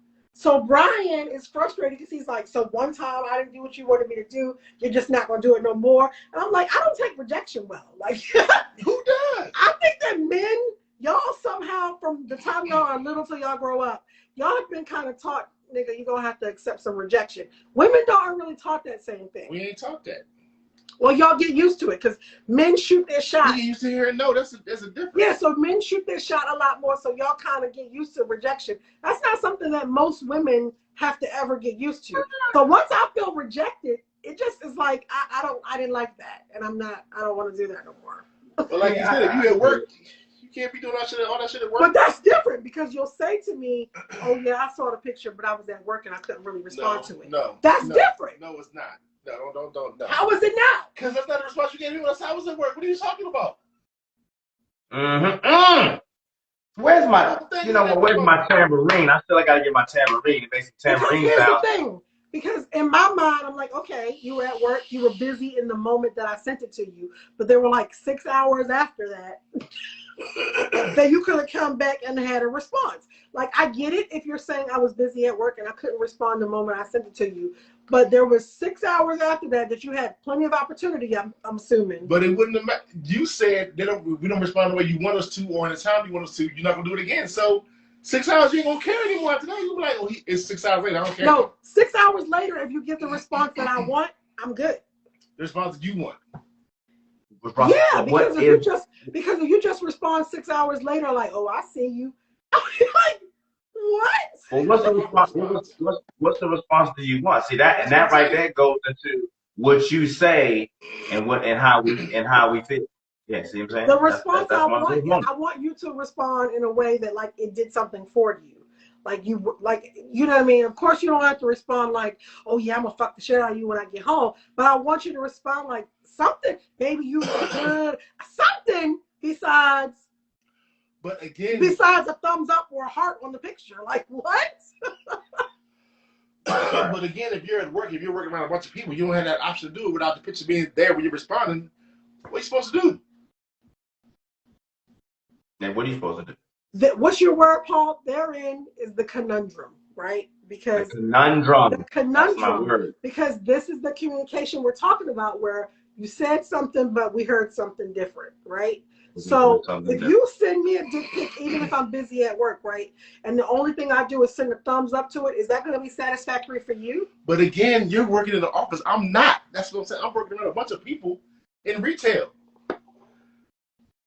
So I happen just to be sitting there like, oh, I'm a thumbs up, I'm hearts, I'm going to respond anything.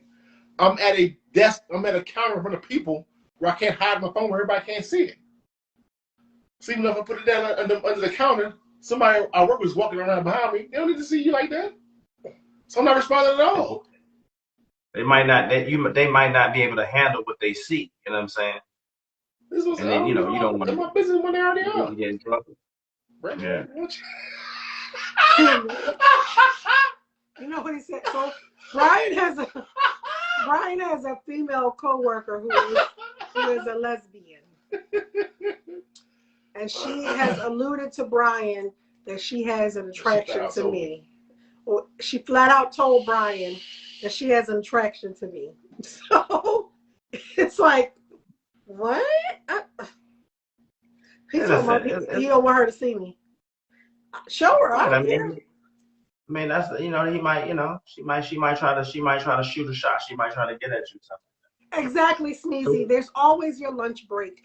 Here's the thing. I know that he works in retail, but I also know that he doesn't work 24/7.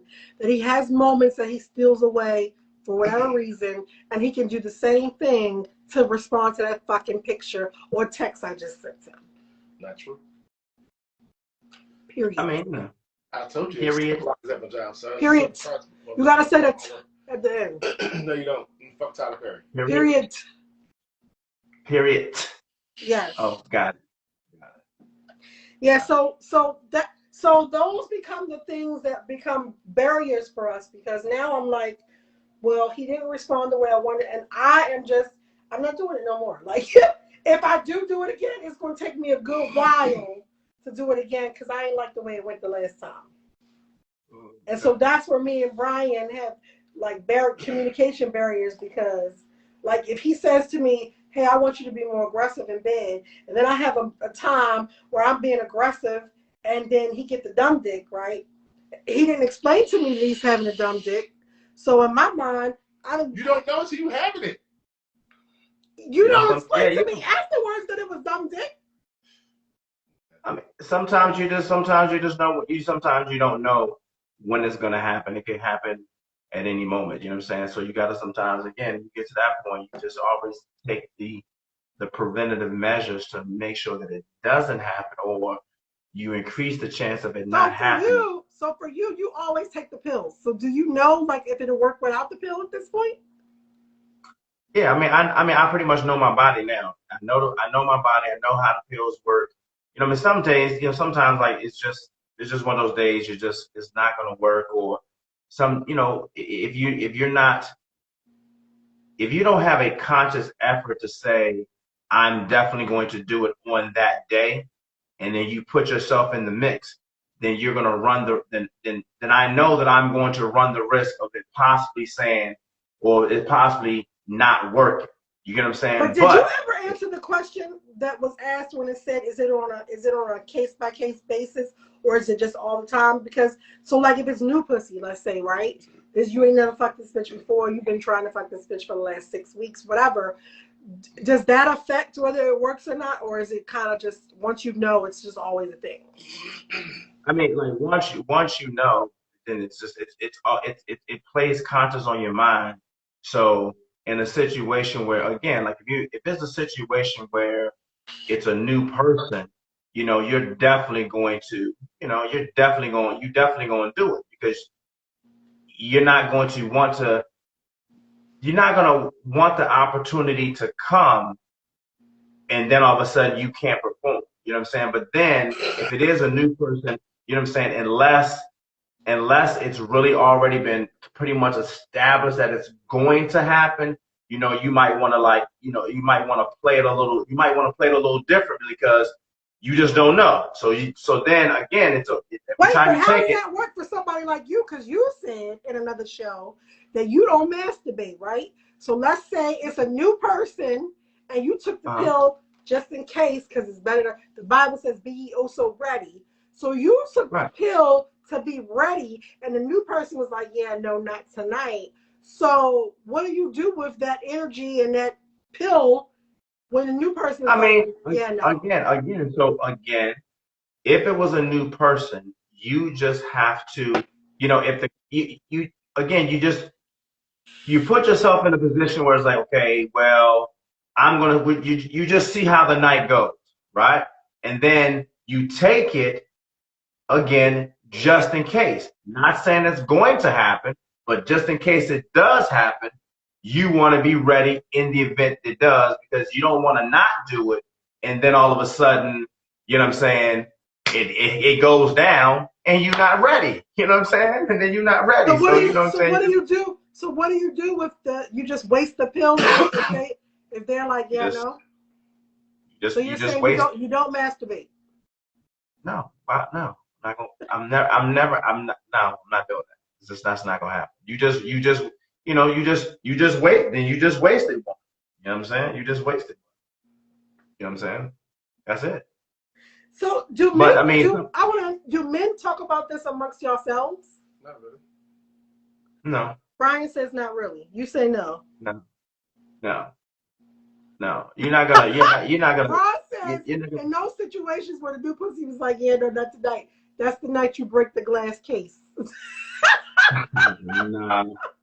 I mean, there's been times, before or something like that where you'd be like, fuck, you know what I'm saying? But most times you just chalk it up and be like, all right, I mean, if it don't happen, it don't happen. And you just wasted the pill. You're lying. No, but now again, it all depends. Now, for instance, when the situation first started and I was using Cialis is a different type of monster. And what I mean by that is the Cialis, again, one pill will last up to 36 hours. But when they write you a prescription, you only get 3 pills. That's it. They don't write the 30-day prescription. Not for the dose that I was getting. You get 3 pills. And then if you after those 3 pills, you can't get another 3 until the next month. So that's and I don't know. And those 9 days out of the month you can fuck. So it's like one pill is $30. Like one pill is $30. The insurance you get 3 pills. No, really? Insurance doesn't cover those. Yeah, no. You gotta pay out of pocket for those. You gotta pay out of pocket. Yeah, so that's like, so you get 3. So you're paying $270 a month to fuck. No, no. So 3 pills is 30. Is 30. So 1 pill is $30. You get 3 pills. That's $90. So that's not. So that's $90 a Yeah, month. that's $270 a month. I can do the math. How? What are you talking about? Because you said 1 pill is $30. If you get 9 pills a month, 9 times No, 30 you don't is get 9. 270. No, you only get 3 pills. 3 pills in the prescription. It's 3. That's it. You get 3 so pills. 3 pills is $30. 1 pill. No, 1 pill is $30. You get 3 of them. $90 for 3 pills. A month. Yes, $90. That's it. $90 a month, and that's it. So if you got 36, if 1 pill is 36, if so 1 pill is 36 hours, you take 36 hours and you time, you know what I'm saying, you time that by the 3 pills, that comes up to like 108. So you got 108 hours of actual fuck time with those pills. That's it. If it's 31 days in a month, you know what I'm saying, you take 31 days in a month times 24 hours, that's like 700 and so many hours. 24 hours because you gotta sleep, you gotta work and shit. Like that's what I'm saying. Wait, Ron that's what says, I'm saying. So don't let no good pills go to waste. You gotta break some bottles open and some glasses need to get broken. If I take this motherfucking $30 pill, I'm fucking somebody. Like no. So listen. So what I'm saying is, so when it first happened, like years ago, when I was using the Cialis, if I used the pill, if I use the pill, oh, you damn well best better leave. I'm using that. Listen, that was then. You know what I'm saying? I'm a slave. But then once you, but the Cialis just ended up costing too much. And then, so again, you got 3 pills, period. You got 36 hours. For the pussy, even when you're getting free pussy. Even when you're getting free pussy, you still paying for the pussy. You know what I'm saying? So then, if you don't get none, that bitch owe you $30. So listen, so it was a situation. So back then, it's like, you know what I'm saying, when I first was on the Cialis, it's like, shit, if I use one of these motherfuckers, oh, you better damn well best believe I'm trying. Listen, we fucking, yeah, because you ain't got, but you know what I'm saying, you only have, with those 3 pills, you only have 108 hours of actual fuck time. And nobody's gonna fuck for 108 hours. That's not gonna fucking happen because you gotta sleep and shit like that. But that's all the time you had, right? So that's basically what, 9 days. So out of 31 days, you're only gonna be able to fuck for 9 days of the month. Wait a minute. That's it. Somebody, first class boxer said he cut his pills in half, so he gets 6 pills. What happens if you cut the pills in half? You gonna get if you cut half? No, so what happens is it's just like any other medicine. If you take a 10 milligram Percocet, right, it might be too much. So if you cut it in half, it's gonna do what? It's gonna give you half the effect. It's no different. So if you take a Cialis, you cut that motherfucking half, or you lighten the dosage, you know what I'm saying? It's not gonna be as potent, right? And it's not gonna give you as much carry time. Period. So that's just how it works. So you're gonna be hard, but not rock hard. And I only got about an hour and a half in me. Like you be like, you cutting the pill in half. You know what I'm saying? But with one Cialis, fucking or no. So like again, so you know what I'm saying? If you want a Cialis, but with the Cialis, you got 36 hours. You know what I'm saying? You got 36 hours. So yeah, that's how it works. And then unless you get the other ones, the other ones are a little bit, they work a little differently. You know what I'm saying? Same concept, but they just work a little different. I mean, what? What you say? It's true. Listen.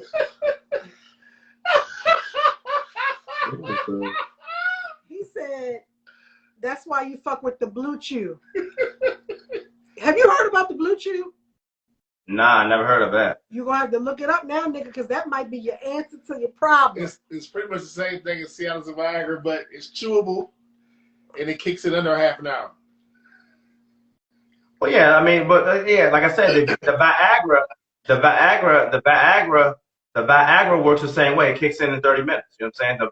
The 50 milligrams and the 100 milligrams, they all kick in about 30 minutes. But the higher the dosage, just the more potency that it is, and it's just going to carry you Pretty over longer. Driven says, what about the gas station pills? Have you tried any of those? I've tried listen, I have tried every gas station. Listen, I've tried every gas station pill there is. You know what I'm saying? I've tried them all. Like every last one of them. I've tried. Listen, if there's a pill at the gas station, I've tried it. And for me, everybody's going to be different. So for me, the only gas station pill that works, hands down, 100% fire, you know what I'm saying, is this one pill. They got 3 now, but it's called Swag. Okay, it's called Swag. Okay, it's a pill. It's called Swag. You know what I'm saying? You know what I'm saying? They're not endorsing this shit, but it's called a Swag, and that pill kicks in about 45 minutes to an hour. You take that, you're gonna be good. Now, with the Swag, if you take the Swag, 45 minutes to an hour, you good. You wash it down with a Red Bull, nigga. You listen. I'm just trying to tell you. You know what I'm saying? You gonna hurt somebody. Yeah, nigga. It's like, listen. But the only thing about it is the Swag will only last you probably like maybe a good day. Maybe by the next day you would have to take another. You know what I'm saying? That type of shit. Ron said Jesus be a whole fence. I mean, listen. Listen. Hey, man, take your Swag, whatever you. Listen, I'm just saying it is what it is. I had that shit happen. Listen, it was a situation for me that when I was working out like real heavy, and I was getting real big. Some of the things that I was taking, like at GNC, like creatine, some of the proteins and stuff that I was taking to lift to get real big. They have nitrates in them, so sometimes they work as a counterbalance if you're taking one of those pills. So like if you're lifting weights and you're taking that, some of the ingredients that's in the stuff that you're lifting to using to get big, they counter affect the pill. So I was like, fuck, you know what I'm saying? So it got to a point for me. Do you want to have a lot of muscles and be big, or you want your meat to work? I lost a little weight, you know what I'm saying? What? Okay. And it's funny because a lot of them gas station pills, a lot of pro athletes take them pills because it does something for your body other than just sexually. Yeah. So what happens is if you go to Denver, Colorado, or places like where the oxygen is a little thinner, when you take pills like that, it helps with blood flow and circulation. So it's going to actually like give you more oxygen because it's actually feeding more oxygen into your body and shit like that. So yeah. So if you have like blood pressure issues or heart. So like if you have blood pressure issues or anything like that, because what happens is when you take these pills, the pills basically they're drawing blood from everywhere, from your legs or your arm. They're drawing blood from everywhere and they're putting it, you know, where it needs to go. So if you got high blood pressure or any shit like that, they'll still work, but they're not going to work as effective. So you always want to so anytime you're using medicine or anything like this, you want to consult your physician first. Okay, make sure that you are healthy and of sound mind. Did you buying these Swags at the gas station? Yeah, I told him. But then he told me, he was like, listen, I'm not saying they don't work, but some of them, Swag is one of the few that's actually FDA approved. I'm trying to tell you, I know all the shit. So it's okay. But my doctor was like, he was like, well, you ain't got to come, you know, so you don't have to use those.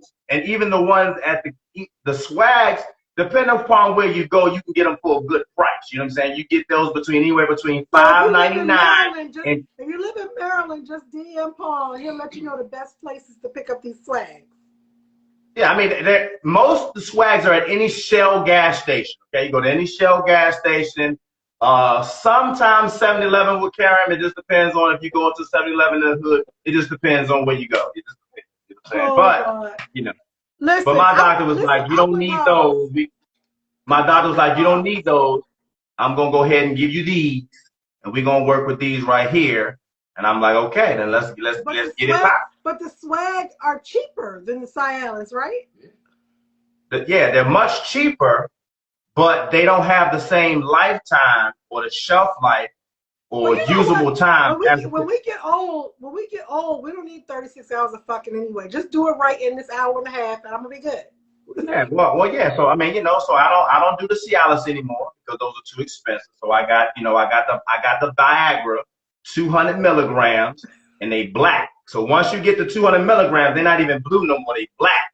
You know what I'm saying? And they work. You know what I'm saying? And yeah, that's what I do. I love the transparency, but I'm with Ross. I definitely prefer the meat over the muscles, my nigga. Like, listen, I'm not getting the meat. Like, listen. Because look, I'll be honest with you. Like, you know what I'm saying? Like, when I had those moments where I was like, then I had to, like, what you gonna do, nigga? You wanna have muscles, or do you want your meat to work, nigga? So like, so I shed a few pounds. You know what I'm saying? So, listen. Yeah, so I mean, Pretty Driven says she's learned a lot tonight. First Class Boxer said he's scared to try anything at this point. He'll fuck around and swallow up his big toe. Nah, I mean but he's still young. He got time. He ain't dealing with my issues. You know what I'm saying? He ain't dealing with my issues. That's the elite maximum. Listen, you said it, Ross. Give me the meat. We have the meats. And I'm telling you that no woman is ever going to say, I just prefer my man be muscular and buff to getting the dick. Like, I mean, don't get me wrong. I'm not exactly little, but I'm definitely not as muscular as I used to be. You know what I'm saying? Yeah, Ross. Ross says I'll rub the belly and take the meat. Yeah, that's like sometimes you gotta do what you gotta do. You know what I'm saying? Now y'all done made me drink a whole bottle of wine. Mess around. No, you drank a whole bottle of wine because that's what you wanted to do. You just wanted to do it anyway. What you talking about? We made you do. Yeah, you Roz, you already know. I'm rubbing the belly and taking the meat. You hear me? Oh, yeah. Yeah. What you been saying, Paul? You heard me? You heard me. You know what I mean? But I mean, but when you get to that point, it's a lot that goes into it because you gotta take it, you gotta wait for it to kick in, and just it's a lot. And then you want a timetable. So yeah, I mean it's a lot. It's a lot. So I do have this question. So what do men say? Do you as men, do you ever say to your woman, I'm just not attracted to you in the same way that I was when we met? I have. I mean it's there. I probably have. Brian said he has. I probably have at some point in time, but you know what I'm saying? But sometimes it's not really attraction though, isn't always just the physical. The attraction could be other shit. We talk about what's gonna make your dick hard, right? And so I get what you're saying because I know men that are attracted to women who are ambitious and shit like that. But is that the shit that makes your dick hard? Like when you're thinking about her, do you be like, your dick get hard because you're like, man, this bitch is a go-getter? Like, does that make your dick hard? I mean, again, for every man is different. You know what I'm saying? Things motivate people differently. You know what I'm saying? So if that's your thing, if a woman going out there grinding, being successful, if that's part of your thing that gets you off, then that's your thing that gets you off. You know what I'm saying? But that type of thing. Okay, sometimes, but Boxer says he doesn't say it directly, but more so like you don't do the things to gain my attention like you used to. Yeah. So I mean, I think it goes both ways. This is the conversation, right? And this is why I think this is why a lot of men struggle with or women believe that they struggle with commitment and being in a relationship and marriage and shit like that, because they don't want to get in those situations and get bored, right? Or they don't want to get in those situations where, like First Class Boxer said, now that I locked it down, you're not doing any of the shit that you used to do. I'm assuming the shit they used to do. And let me I want to talk about this for a minute, because I hear men say this often. What? Women will do all kinds of nasty shit with a man that's not their man. But when when I'm your man, you don't want to do none of that nasty shit, right? And I've talked to women. I'm actually the total opposite, right? I've honestly never had a threesome with a dude that wasn't my man. But I have heard women say, like, oh, I can't do that with my man.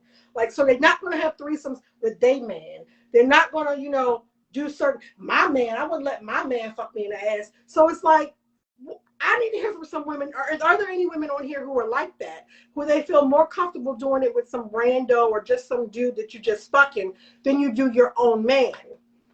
Why is that? Why is it that there are things that we're just like, oh, if he's my man, and part of it I know is because we want our man to see us in a certain light, right?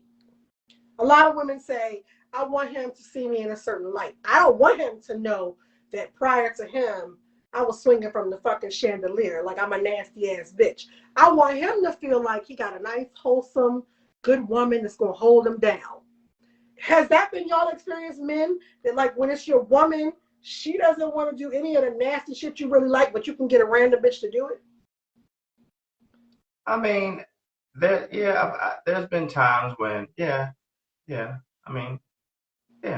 been times when that has What's happened. been your experience, Brian? When you're dating somebody.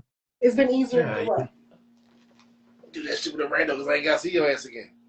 So you prefer to do it with a random? I didn't say prefer. I said every time when I have. He said every time when he's done shit with a random because he don't have to see her again. So does that mean that there is a part of the dude that's like, I don't want to see my own woman in this light? No. It's like I heard a dude say, yo, he said when this woman got married, before they got married, they was having all kind of crazy, nasty sex. So after they got married, he said, I couldn't bust on her face no more. It didn't seem right. It's the wife now. I can't do that. It's wrong. And I've had men say that to me. Like my ex-husband used to be like, I can't come in your mouth. I'm like, what? Like, what you mean you can't come in my mouth? He's like, no, because that's what I did to those bitches I didn't care about. Yeah. And I love you and care about you. I can't bring myself to come in your mouth. I can't bring myself to come all over your face or whatever, because that's what I did to bitches I didn't care about. Have you had that experience, Paul? Have you had that experience, Yes, Paul? I have. I know you have. I'm just asking him because it's a show, but I know this shit already. No, for me, I mean, for me personally, it's all about like just energy, period, and the chemistry that we have, period. You know what I'm saying? If you're my significant other, whatever, like I want you to be nasty. Like I don't really give a fuck about your face and none of that shit. If that's what we into, I think that we set the boundaries or set the bar as high as we want to go as to where we want to be with our freaky shit. So I mean, if you want me to put it in your face, I'll dribble right on your cheek. You know what I'm saying? And rub it in like lotion and shit. So you would do that with your wife. You would be comfortable doing that with your wife. Yeah, I mean, if we was into that kind of shit, if that was our thing, why wouldn't I? Like, yeah, I would. Right on your forehead. Okay, let me read some of the comments. Ross says those are the type of things that she'd only want to do with her man. She thinks it would be more fun if they did it together. First Class Boxer says it's because it's more excitement when it's not someone you're with. It's like I don't own you fully, but I own you when it's intimate. That's the excitement. Is that a man's thought process? I own you. Like we know that you don't literally. Here's the thing: we know you don't literally own us. But no. I get what he's saying. I get what he's saying. I get that part. Adeline says that's why you don't pull out all the tricks until you get that ring on it. And that's an interesting concept. I feel like if it's your woman or your wife, you should be able to do all the nasty stuff because she's yours. Shit. If you're not my man, you get the SE package. But as my man, you get the luxury package. I want to be able to do nasty stuff with my man forever so he get the good stuff. So that's an interesting concept when we're talking about what it's like men and women see it completely opposite, right? How does that ever come together if we always see it opposite? I don't know. You gotta, that's when you talk and you come to some kind of compromise as to, you know, something that's gonna work for both of you guys. You know what I'm saying? So wait a minute, who said that comment? So Adeline says you don't pull out all the tricks till you have a ring on it. So for me, I do the shit that I fucking feel, right? So if I'm with a dude that's making me feel like I want him to fuck me in the ass, double penetration, whatever the fuck it is, then that's what I'm gonna do because that's what I want and that's what I feel like. I've never had the type of rules that like, oh, I gotta hold out on not doing this till we get a ring. So like, how does that work? What are these tricks that we holding out on? Well, I can tell you one thing for me. I've held back on the dick. You ain't get if I know it ain't going nowhere, you ain't getting the good dick. You getting the average mediocre dick. You getting the come as you are dick.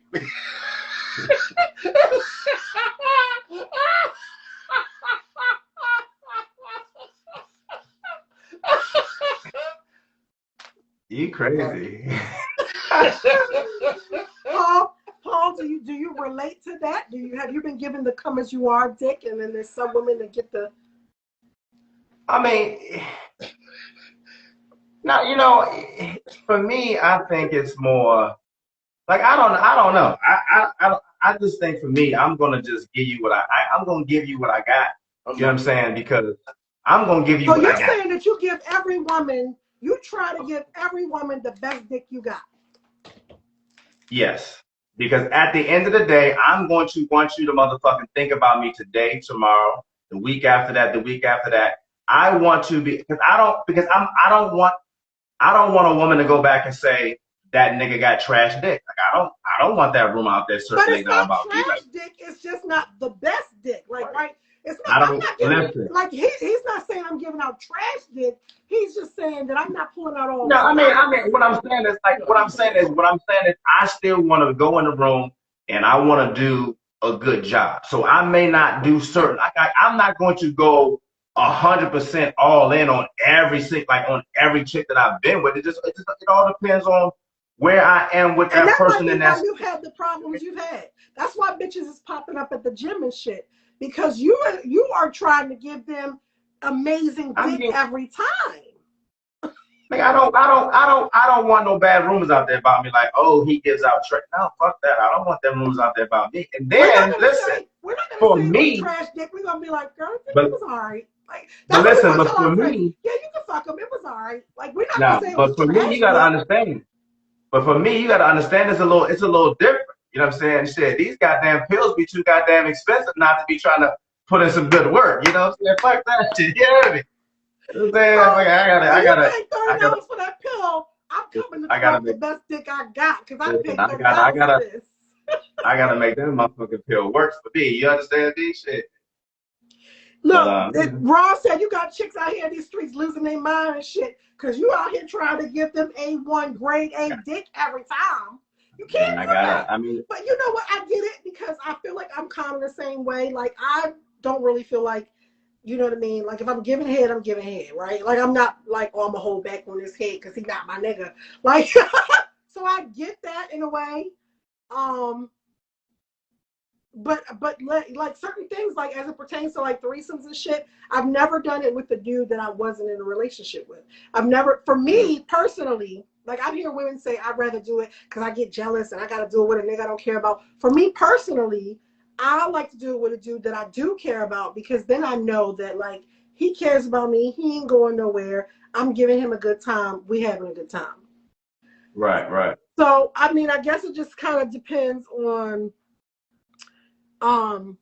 you know, what your thought process is. But I have heard very often that you gotta hold back. You gotta hold back. Like I don't really know how that works because like my pussy is my pussy, right? Like I don't know how to hold back. I guess for me, it's like if you get to the point where you're going to have sex, you know what I'm saying? Period. To me, like at that moment, it doesn't make sense to like I don't know, like what it doesn't really make sense to try to hold back at that point because it's like, you know what I'm saying? Like you're already there. You know what I'm saying? You want it to be. Shit, he be holding back. I'm going to give it to you. You know what I mean? Because what's the says I point? reserve. Ross says I reserve some things for certain people. It depends on the person, but not necessarily holding back per se. But not everyone gets right. So not you're right. Not everyone gets everything. Let me be clear. Every Right. dude that I fucked has not gotten head. Like it's just hasn't been a thing. Like you know what I mean? Just like I would assume, I would hope that every nigga, I mean every woman that a nigga has sex with, he don't eat every pussy he fuck. Like right? You know what I mean? So I guess there is a sense of reserving, but in my mind, it's not because this ain't my nigga. Like it's just because I didn't feel it. I really am very much a person that do what I feel when I feel it. So Right, and then it hasn't been a mentality of, oh, I don't want to suck this nigga dick because he not my like. It's just I didn't feel like it.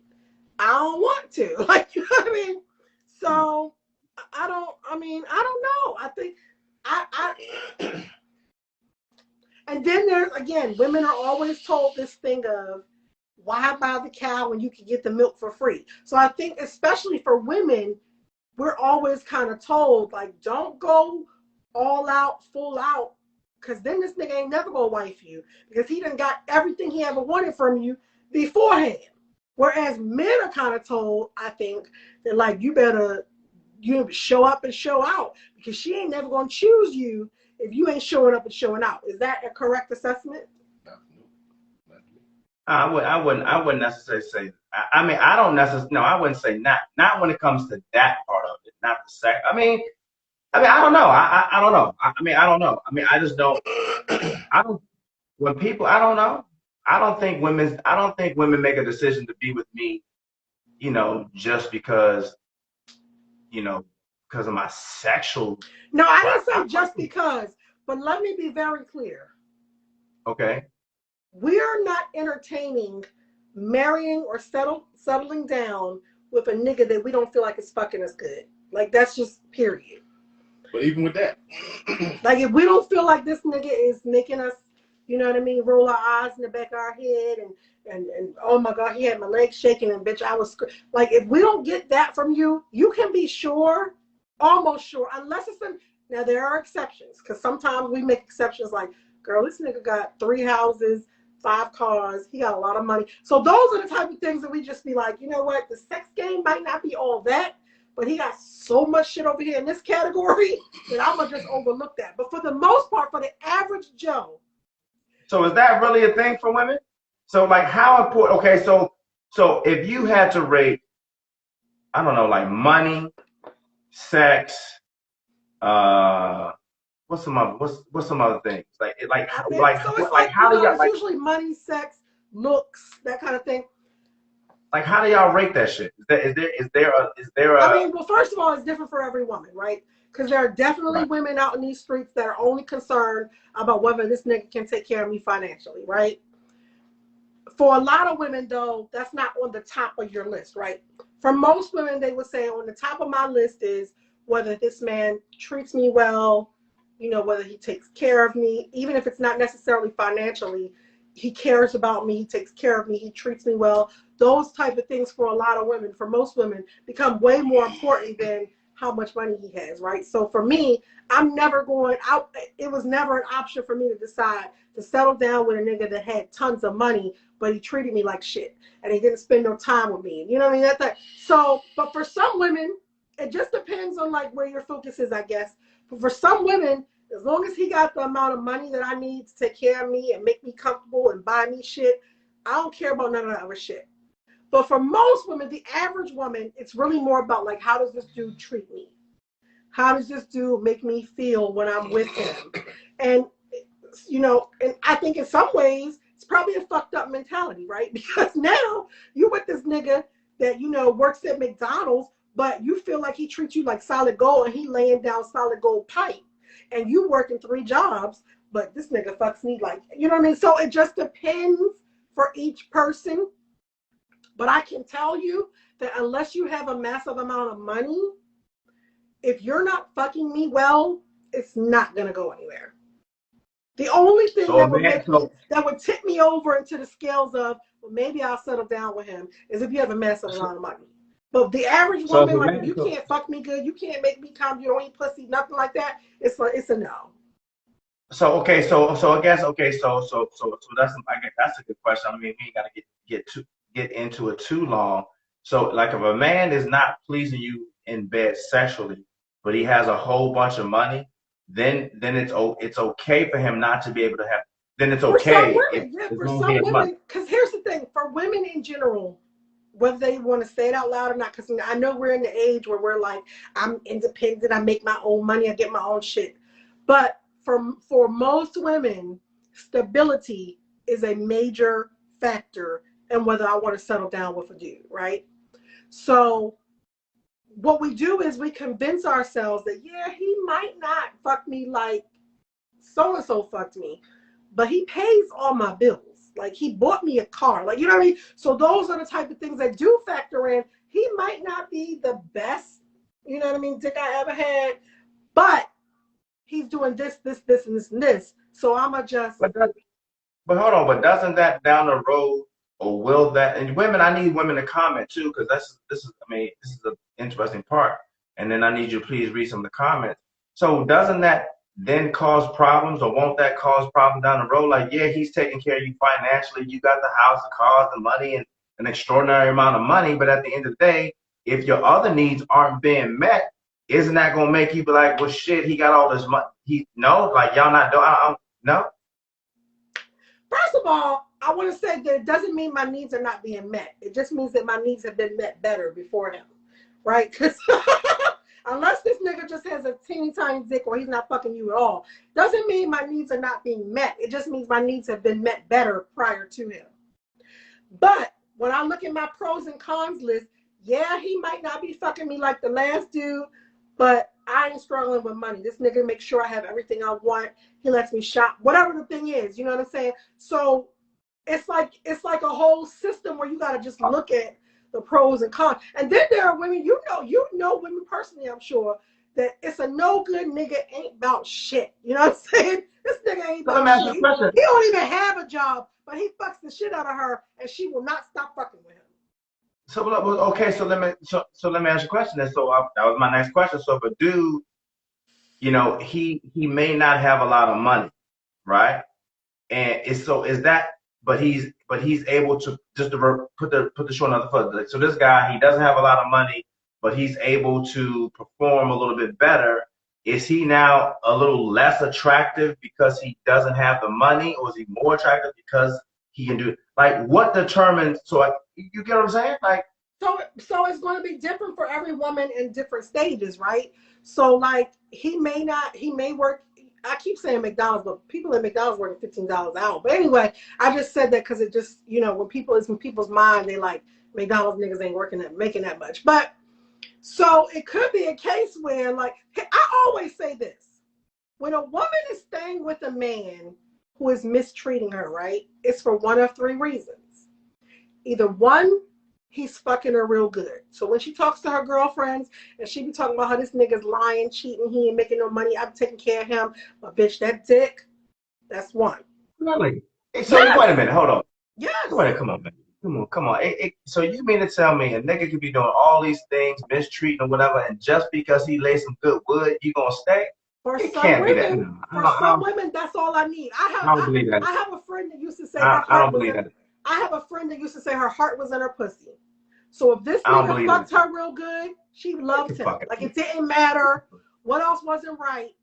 She'd be like, bitch, my heart is in my pussy. And I just be like, all right, if that's your thing, you know what I mean? So for some women, it's one of three things. If I stay with a nigga I'm not completely happy, I promise you it's because A, he's laying down some good wood. B, he has money and he is taking care of me.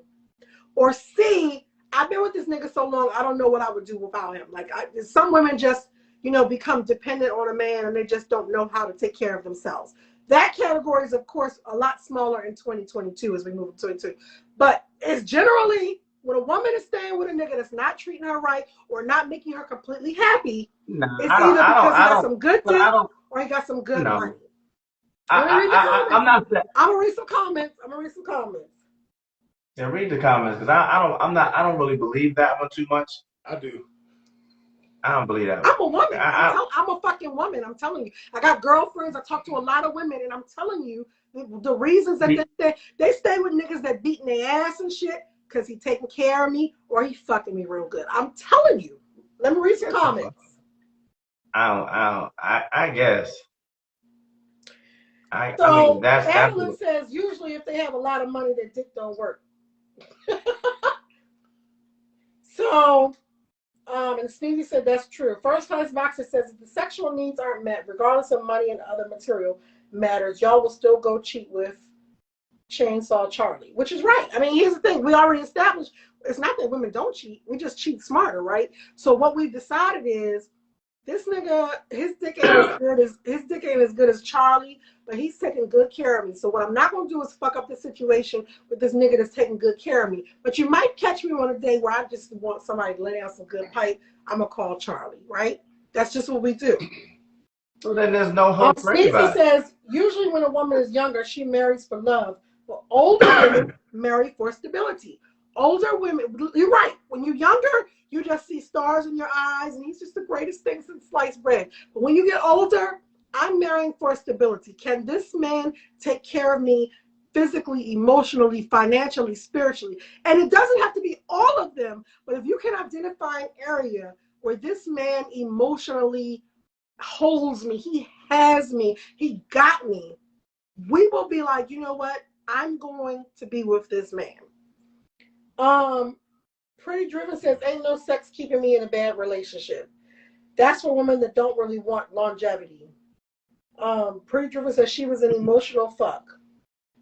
Ross says, chemistry is most important to me. When it comes to money, stability is important for longevity. Hear what I'm saying?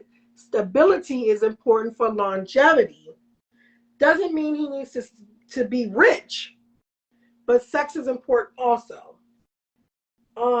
Pretty Driven says people are scared of what society thinks. They need therapy. Yes, that's facts. It's facts. What happened? Every woman is different, right? So every woman determines their why, right? But once they determine it, they will put up with a lot of shit. You can know this nigga is cheating. You can know this nigga is lying. But guess what? I don't have to want for nothing. He pays all the fucking bills. So it is what it fucking is. We tell our girlfriends, bitch, I know he cheating, but guess what? I just bought me a new Coach bag and that nigga paid for it. That's what we do, right? I know this nigga is cheating, but girl, I'm telling you, this nigga fucks the shit out of me. When I tell you that every time I try to leave this nigga and fuck somebody else, oh my God, that dick is everything. That's what we do. I mean, I guess. I mean, you're a woman, so I'm gonna take your word for it. So it's always an enigma to us, right? When we meet a woman who this nigga ain't paying no bills, ain't got no job, and you say he's not fucking you, why are you with him? Like, for women, if you could just establish one concentrated area that he is everything to you in, we'd be like, okay, I understand. I mean, it wouldn't be me, but bitch, I understand. It's just weird, though, when you can't figure out just one area. Most women are able to tell you just one area, whether it's the dick, whether it's the money, whether it's the emotional support, whether he rubbed my feet every night, whatever it is. I was married to a man for 14 years, right? I was unhappy for at least 6 of those years. But what I said to my friends was, but bitch, he treats me like solid gold, right? He was the nigga that would be out all night, but he would show up the next morning with a Gucci purse. I knew he was fucking lying or cheating or something, but guess what? He treated me like solid gold. And my friends used to tell me, you ain't never gonna find a man that treats you like he do. He would just rub my shoulders for no reason. Like, he would just lavish me with affection and attention for no reason. I knew I was unhappy. At this point, this nigga's an alcoholic. Like, it was so much shit. But it was this one thing, he treated me like solid gold. People ask me, why did you fucking marry him? My answer was, because he's the first man I ever been with that treated me like solid gold. So let me hear you clear. So this is one of these situations where I want to hear what you're saying, and I want to understand it correctly. right? Because I don't want to just hear what I think I'm hearing. I want to be clear on this. So you mean to tell me if a nigga got some coins in the motherfucking bank, right? Mm-hmm. And he's taking care of you financially. He's buying you, coach person, whatever it is. If he's doing all of that shit, this nigga has a golden pass to go, and as long as he's taking care of home, right? This nigga now has the golden pass to go out and do whatever the fuck he wants to do, and it's okay. No, don't misconstrue what I'm saying. I'm not. That's why I want clarification. I'm trying to golden pass because at that point, I did not know for certain. Like I didn't have proof. He didn't tell me. No woman told me. I didn't know for certain that he was cheating on me or lying to me. My women's intuition knew this nigga left and said he was going to the grocery store. He'd been gone for 4 hours, right? My women's intuition just knew he's fucking cheating and he's fucking lying, right? But I overlooked all that because most of my marriage, I didn't work at all. Most of my marriage, I was a kept woman.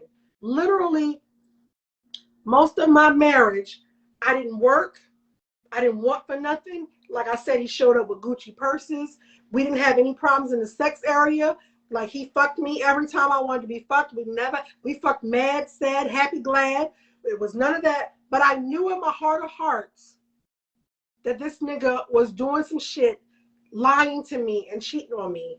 And I knew in my heart of hearts he had a drinking problem. I knew those things, but I compensated those areas because all these other areas he was checking them boxes. Well, that's what I just said. So a nigga, so for 14 years or for however long, he had the golden pass because he was buying Gucci purses and he was taking care of you on that side of the fence, right? Thing. As long as he followed the 3 rules, don't have me looking crazy in these streets. Don't waste my time and don't lie to me. So although I felt like he was lying to me, I didn't have proof. I didn't have proof he was lying to me. And I've never been the type of chick that go through a man's phone and question a man, where you been? What you been doing? Like that ain't never been my style, right? I always knew the Bible says whatever you do in the dark will be brought to light. So as long as he wasn't blatantly disrespectful, like nobody ever said, I saw your husband out with Tanya last week. Like as long as he wasn't blatantly disrespectful, as long as home was taken care of, as long as I was good, I ignored what I knew in my heart of hearts. I get. I'm just trying to figure it all out. The comments say, since you don't agree, what do you think? No, I'm not saying I don't. I'm just trying to better. No, you said earlier that you don't agree that women stay in relationships. I guess. Well, I shouldn't have said I don't agree. I just find it hard to believe that. I'm learning. I just didn't know. But haven't you seen the movies? Haven't you seen the movies, Paul? Maybe not, because I think women maybe watch these movies. But haven't you seen the movies where the woman is clearly unhappy? This nigga's never home. He's not spending time with them, whatever. But she stays with him because she's living the good life. Or she stays with him because he comes home, he says some sweet shit in her ear, rubs her shoulders, fucks her real good, and then he's gone the next day. You've never seen anything like that? Okay, what I'm saying is, even in the movies, when this shit happens, like I'm one of the people. Like if you ever go to the movies with me, listen, it's gonna be a whole motherfucking experience because I'm commenting on every fucking thing. So what I'm just saying is, I guess what I'm trying to understand is, for like, if you know a man is doing whatever, you know what I'm saying, or if you like think a man, because now there's a difference between knowing and thinking. If you think a man is doing whatever, because most of the time. The nigga don't come home and be like, bitch, I was with Candace last night. So if you think a man is... Now, here's the thing. At some point, the sheriff showed up at my door, right? And he said, I'm here to serve your husband with paternity test paperwork because this girl over here is saying that he's the father of her child. When he answered the door with me, as a matter of fact, we had a rule because my whole life, I've been this good Christian chick, right? So once I was married for the first time, we had a rule that we always had sex on Sunday mornings, right? Because in my mind, I'm like, shit is fucking legal. We can have sex whenever the fuck we want to. So it was just a weird ass thing. We always had sex on Sunday mornings before church. We just finished having sex. This nigga's in the shower. The doorbell rings on a Sunday morning. The sheriff says, I need to serve him with paternity test paperwork. He comes down, he signs the paper, he goes back upstairs. Now, I think it scared him because I didn't wild out like most women would have. What the fuck you mean? Like, I didn't do any of that. He went on upstairs after he signed the paperwork. I finished talking to the sheriff. I came up the stairs nice and quiet and calm. I didn't even say anything. And he said, she is lying. This is not what happened. Blah, blah, blah. And I simply said, well, if you never had sex with her, like you said, then the paternity test will come back negative and we're good. I think that my calm response scared the fuck out of him because immediately he fell out crying. I'm so sorry. It was just one time. And even in that moment, I continued to get dressed and I went to church. He didn't want to go. I continued to get dressed. I went to church. I cried all. Because now I'm dealing with the fact that my husband just told me he done fucked some bitch and it's possible this kid could be his. I cried all service. After service, that's not my style. I don't usually cry, like that. My pastor calls me in the office. He's like, what's going on? I told him what happened.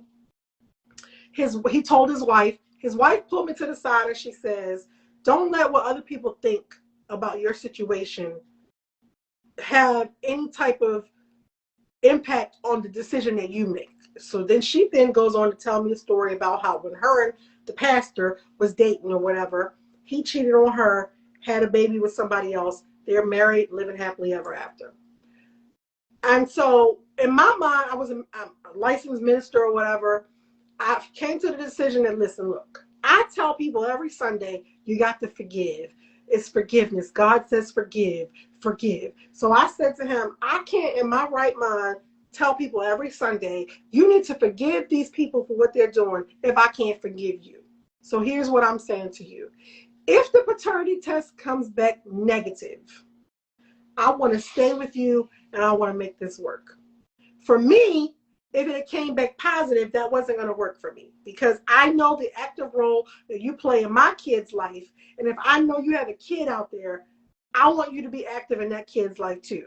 And she lived in another state. And what I can't imagine is that I'm bringing my 3 kids up in the church. And I got this 4th kid all of a sudden. And people say, who is this kid? And I have to say to them, oh, that's his other daughter. Get the fuck out of here. So I was like, if it's his kid, it's a no for me. Test came back negative. For me, all was forgiven. You said it was a mistake. People fucking make mistakes. I'm a minister. I'm practicing God's word. I forgive you. But part of the reason why was because I didn't fucking work. He was taking care of me. He was lavishing me with gifts. He was rubbing my shoulders and my feet. He was fucking me every time I wanted to fuck. Like, it was like, you know what? When I'm weighing the pros and cons, yeah, he made a mistake, but at the same time, I'm good. And I'm just saying that a lot of women make those choices. Okay, so let me ask you a question. So, even with the story that you just told, right, because the child ended up not being his, all was forgiven. But if the kid would have been his, all those things that you just said would still have been in place. He fucked up your minister, your pastor said, don't let what other people say, affect how you live your life. So even if the kid was his, right, would those other things still not have been in play? Would he still not been rubbing your shoulders? Would he still not been paying the bills? Would you still not work? So why would that have been a no-go? But because it wasn't, you stayed. I don't get that part. So for me, she said she went ahead and married him, but she also said that she didn't want to include that kid in the wedding. And even to this day, like when I see family pictures of him and shit, like he's not part of the family. So it's like he's this black sheep kid. For me, I love kids, and I was never going to do that to somebody else's child. So I knew the capacity that I had within me. And the capacity that I had within me was not to play stepmama to the kid that you created when you cheated on me. So for me, It was a no. But that's not about but the kid is not about the kid is not about your security because you were secure. You had everything. You know what I'm saying? So it's not, you understand what I'm saying? It is, but So like how I is said, every woman has to decide what is her breaking point. What is the shit that I just can't deal with, right? And for me, that was the thing that I was like, yeah, I'm happy, I'm comfortable, but that ain't gonna be something that I can live with. And I never want to treat somebody else's kid differently or bad because of some shit that they fucking parents did, right? So I just didn't want to put myself in a position where that is something that I would have to deal with. I didn't want to, Okay. and for me, especially at that time, image was a really big thing, right? Because here I am, this minister at the church. My husband is this deacon at the church. Everybody loves him. Like even when I finally ended our marriage, everybody was like, he was great. He was wonderful. I just loved him so much, you know what I mean? And so with all of that happening, like it was just something that I was not going to be able to do. And yes, I'm not saying the situation wouldn't have been different. The forgiveness could have been the same. It could have been, all of that could have been the same, but I knew the capacity I had within me. And that wasn't it. So the test came back. It wasn't his kid. And I stayed with him. A whole year I stayed with him after that. I wasn't worried. I never brought it back up again. It was what it was. Once I say I forgive you and I'm staying with you, I don't believe in that whole keep throwing it in your face and shit. So it wasn't any of that. After that, he pushed me and broke my kneecap. It was just a lot of shit after that. And I stayed with him. Because every woman makes the decision. She weighs her pros and cons. And she makes a decision about why she's staying with this nigga. Well, this is like, I mean, I guess hearing it like in this forum, as I sit here, you know what I'm saying, it just makes me think and makes me reflect on shit in my own personal life when I deal with women, because then it's like, I know I ain't like the best motherfucking dude as far as when it comes. Like, I don't make a ton of motherfucking money, but I work. I don't think I'm the greatest lover in the world, but I think I can hold my motherfucker own. So I guess my question to myself that I gotta sit down and I would ask myself is then, like, well, what the fuck do motherfucker, like, what do people hold on to me for? Like, what the fuck, you know what I'm saying? Like, what is it? Like, what is it about me that make motherfuckers want to hold on to me sometimes? Shit, like, you know what I'm saying? Well, like, and the answer to the question is going to be different. But the answer to that question is going to be different for every woman, right? So all women are not, all the women, however many it is, are not going to say, oh, it's because you're this. It's going to be different because it's different for like whatever stage you're in life, right? So maybe for one woman, she might say, oh, we just have so much fun together.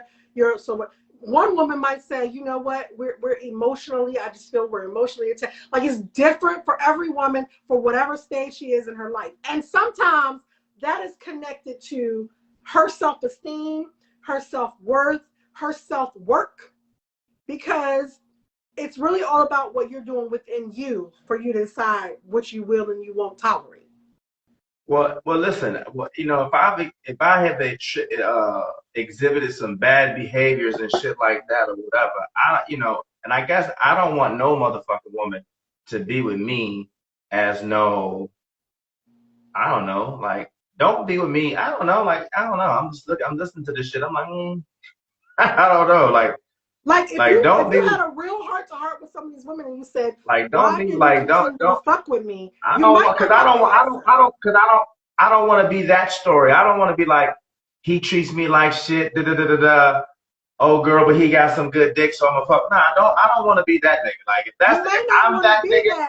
You might not want to be that, but if you had a real heart to heart with some of these women, well, I tell you what, give you answers that you may not like.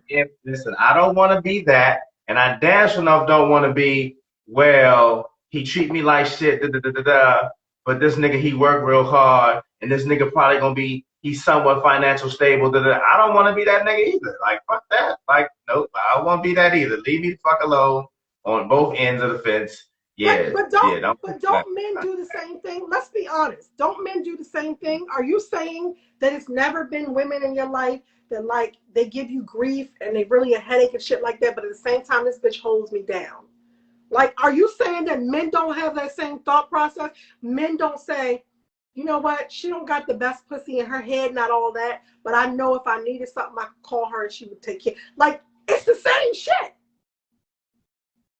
Don't look at me like you don't know what I'm saying, because it's the same shit. That's why you keep a roster, right? And on that roster, while you're single at least, on that roster, every woman, if you really wanted to keep it a buck, every woman offers something different. I keep this bitch because she holds me down. I know that if I need anything, I can call her and she's going to handle it. I keep this bitch because you know what? She's really good at this and she makes sure that everything in this area is straight. I keep this bitch because her head is fire. Like, that's what everybody fucking does. Don't lie. Tell the truth or shame the devil. Nah, I don't. Nah. Brian, hold on. Brian, am I right or am I right? You right. Nah, if you're trying to, no, I got, I don't know. I gotta go think about this. I got some reflective. You know what I'm saying? I got some reflective. You know what I'm saying?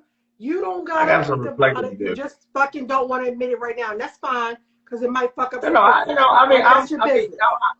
I gotta go. I gotta think. I gotta go. I'm gonna reflect. I'm gonna think. I'm gonna reflect and think about some shit. I got some thinking to do. Okay, let me read some comments while you're reflecting. Read some comments and shit. Ron said, just because you forgive someone doesn't mean you gotta still be with them. Absolutely. I forgave him, but it was just like, I can't, it's just not gonna work. Like, and then she says, so she didn't want to have to deal with all that comes with having the outside child a part of her life. That creates a whole load of other issues, especially having to deal with the mom, perhaps. Exactly. I'm not dealing with no baby mamas. This is my motherfucking husband. I don't want it. Like, I just didn't want any of the things that would line up with that whole thing. She says, she says, if you don't want anybody to have that narrative about you, then don't treat anybody like shit. And she says, yeah, everyone has their place in your life for whatever reason. Tell the truth, shame the devil. These are things that we don't say out loud, but if we kept it a buck, it just is what it is. You have something to say, Brian? You see pain, so I'll jump in here. I mean, you know what I'm saying? It's, I got corona, you know what I'm saying? I'm a little foggy right now, so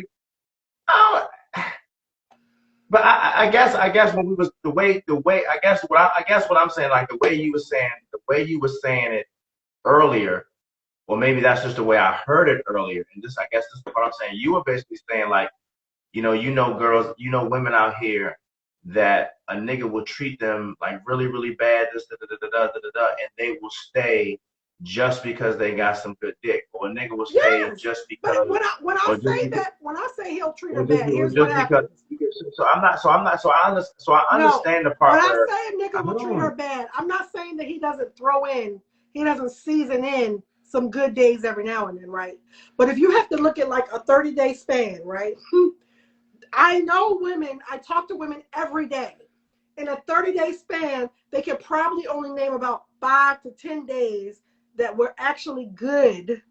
And that was really only because they convinced themselves, right, that these are good days. Girl, he cooked the dinner and we watched a movie together and he spent time with me.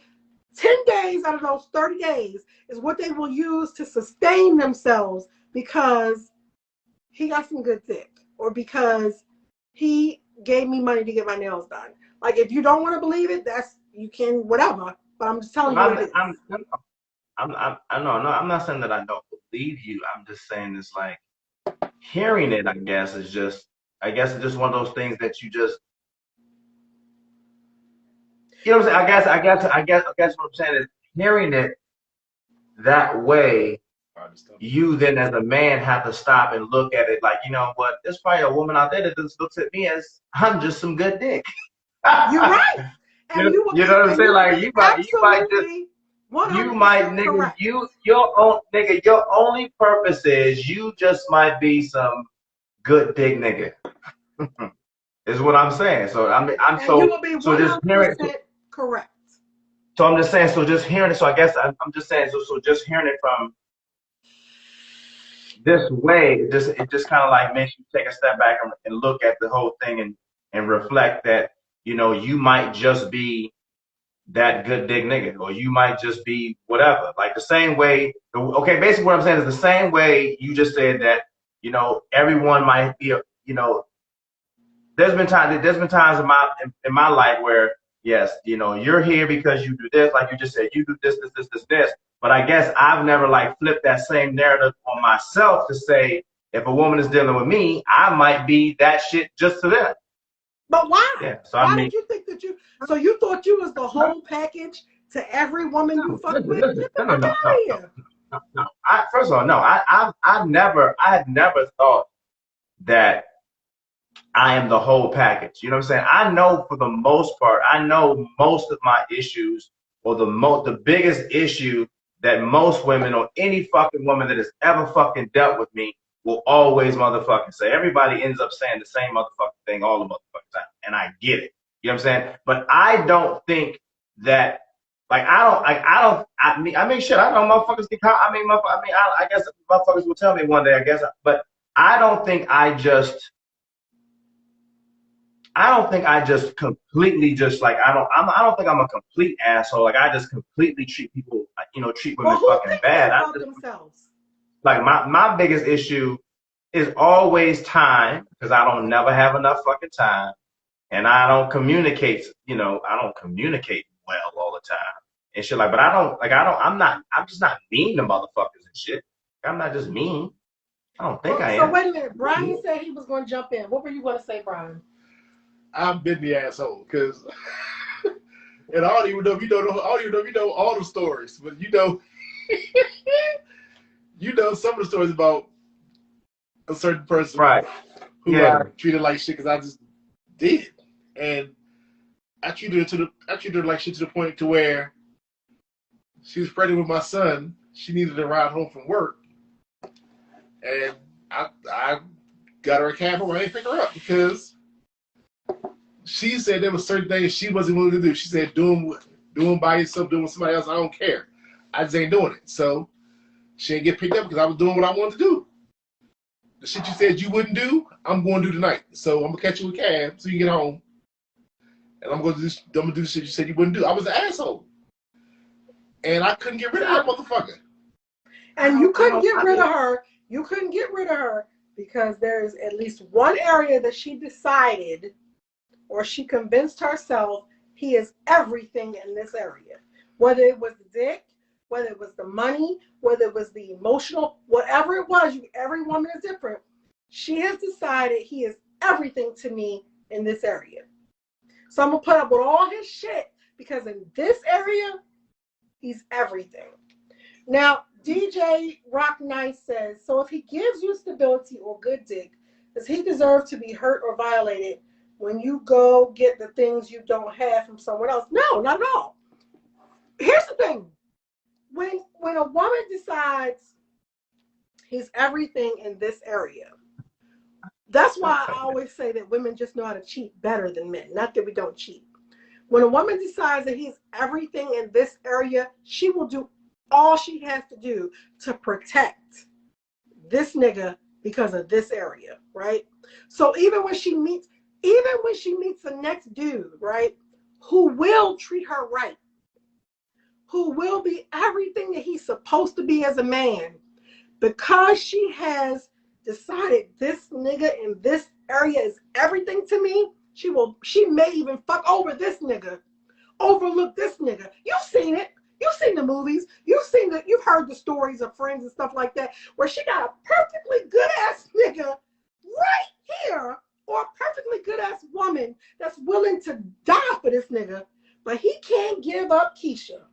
You know why? Because Keisha is deep throating, slobbing that knob. Keisha is the bitch that you could call at 2 o'clock in the morning. Any fucking time Keisha is down for the cause.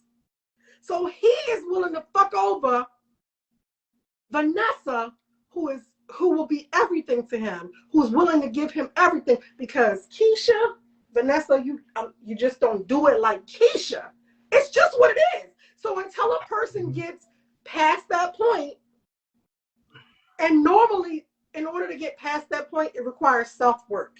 And you already know how hard it is for us to do our own self-work, right? Oh, yeah. Until you get past that point where you can do your self-work, where you can look at your own self-esteem, where you can look at your own thought processes, where you can look at your own ways of how you've been doing things. Until you get past that point, it's Keisha. Like, you know what I mean? Vanessa, I know I didn't mean to fuck you over, Vanessa, because you're a good woman. I had some good times with you. I don't even want to lose you, Vanessa, but you gotta understand, Keisha, I can't give up Keisha right now. And that's just what it is. No, I guess I'm just still sitting here stunned that, I could just very well be some dick to somebody. Ain't nothing wrong with that. It is what it is. Somebody said, look at Paul, he got a Keisha.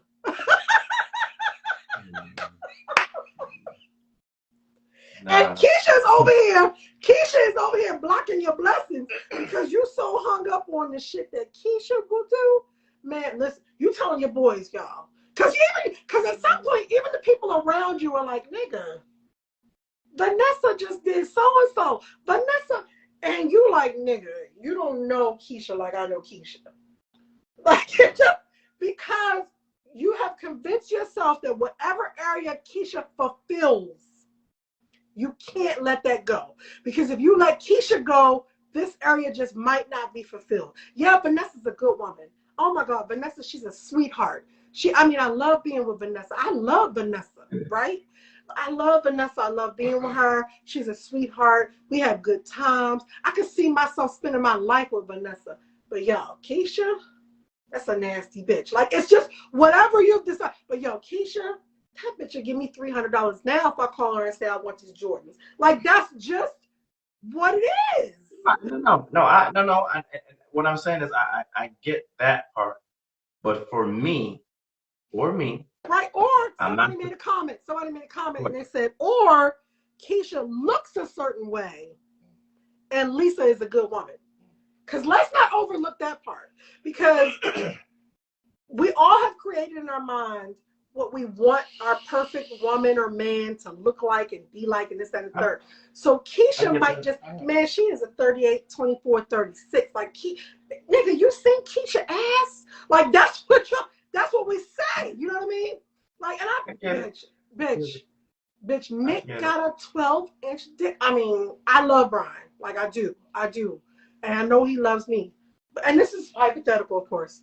You know, I love Brian and I know he loves me, but bitch, Nick, when he bring that 12-inch dick, like, that's just what we do. And so until you deal with your own issues and your own reasons for why this is a thing, it will always be like that.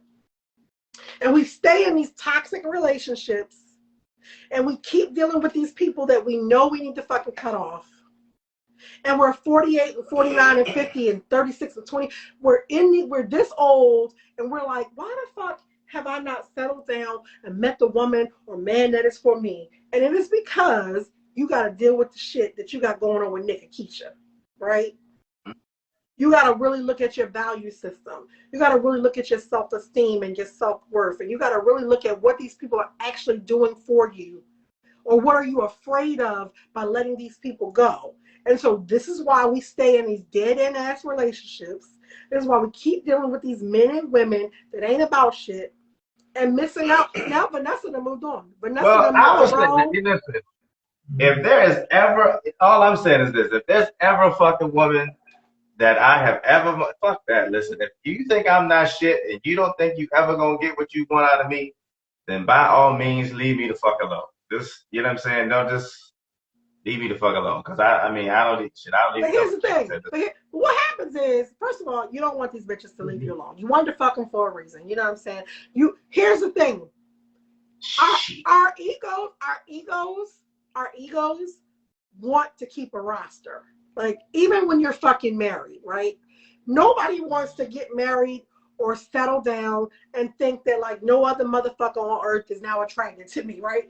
You want to keep a fucking roster. You want to know that it's still men, it's still women out here that want you. That if you wanted to have them, you could. Like, it's your ego. It's your self-esteem. You want these people to still have an attraction to you.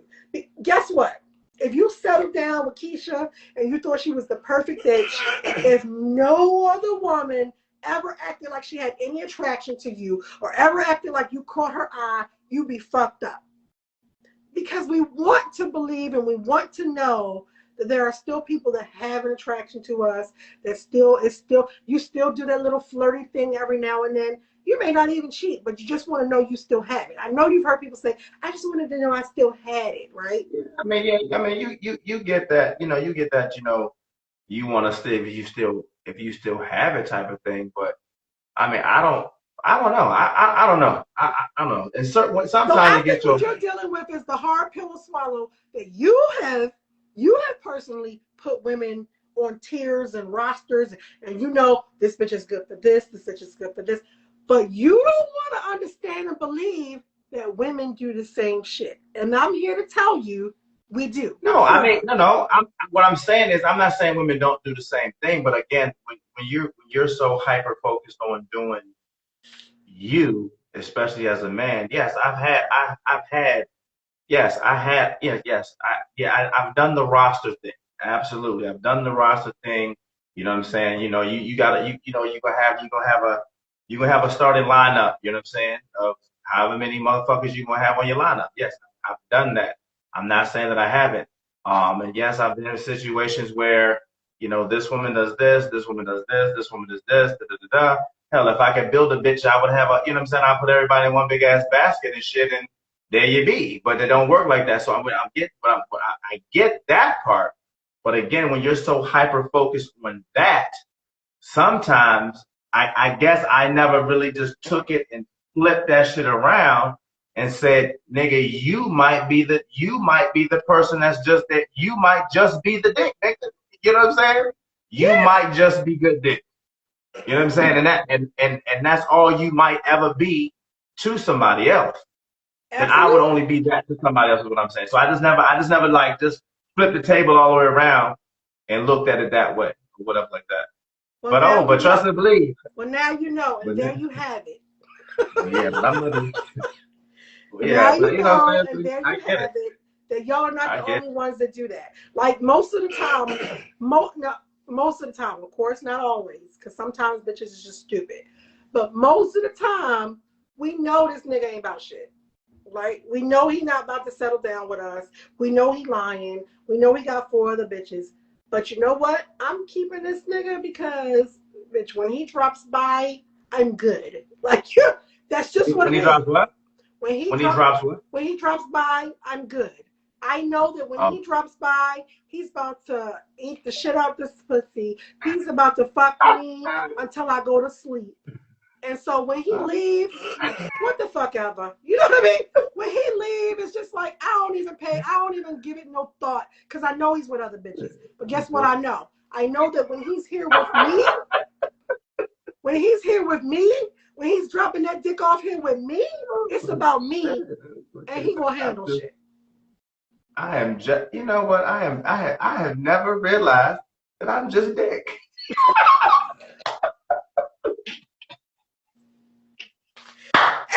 You know what? And you know what?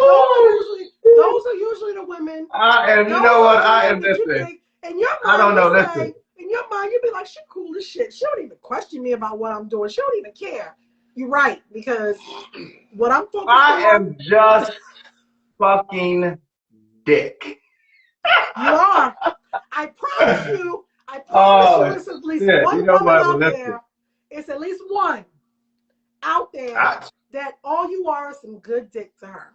You know what? And I man, shit. It might be more than motherfucking one. It might be 3 or 4 of us. As far as I've just been some dick to you. Like I'm just dick. I mean, shit. I guess when that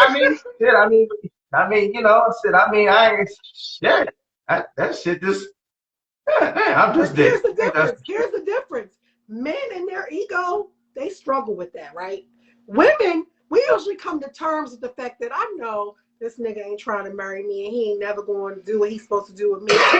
But you know what? It don't even matter because that nigga, when I call him and say, babe, I want to get my nails and toes done, he cash apps that money. There are some women that can say to themselves, can say to their friends, bitch, I know I'm not his woman. I know he don't really love me or care about me, anything like that. But guess what? If I call this nigga now and say I want to go out of town and I need $300, he will cash up the $300. And all her friends be like, okay, bitch, do what you gotta do. Like, it's just what it is.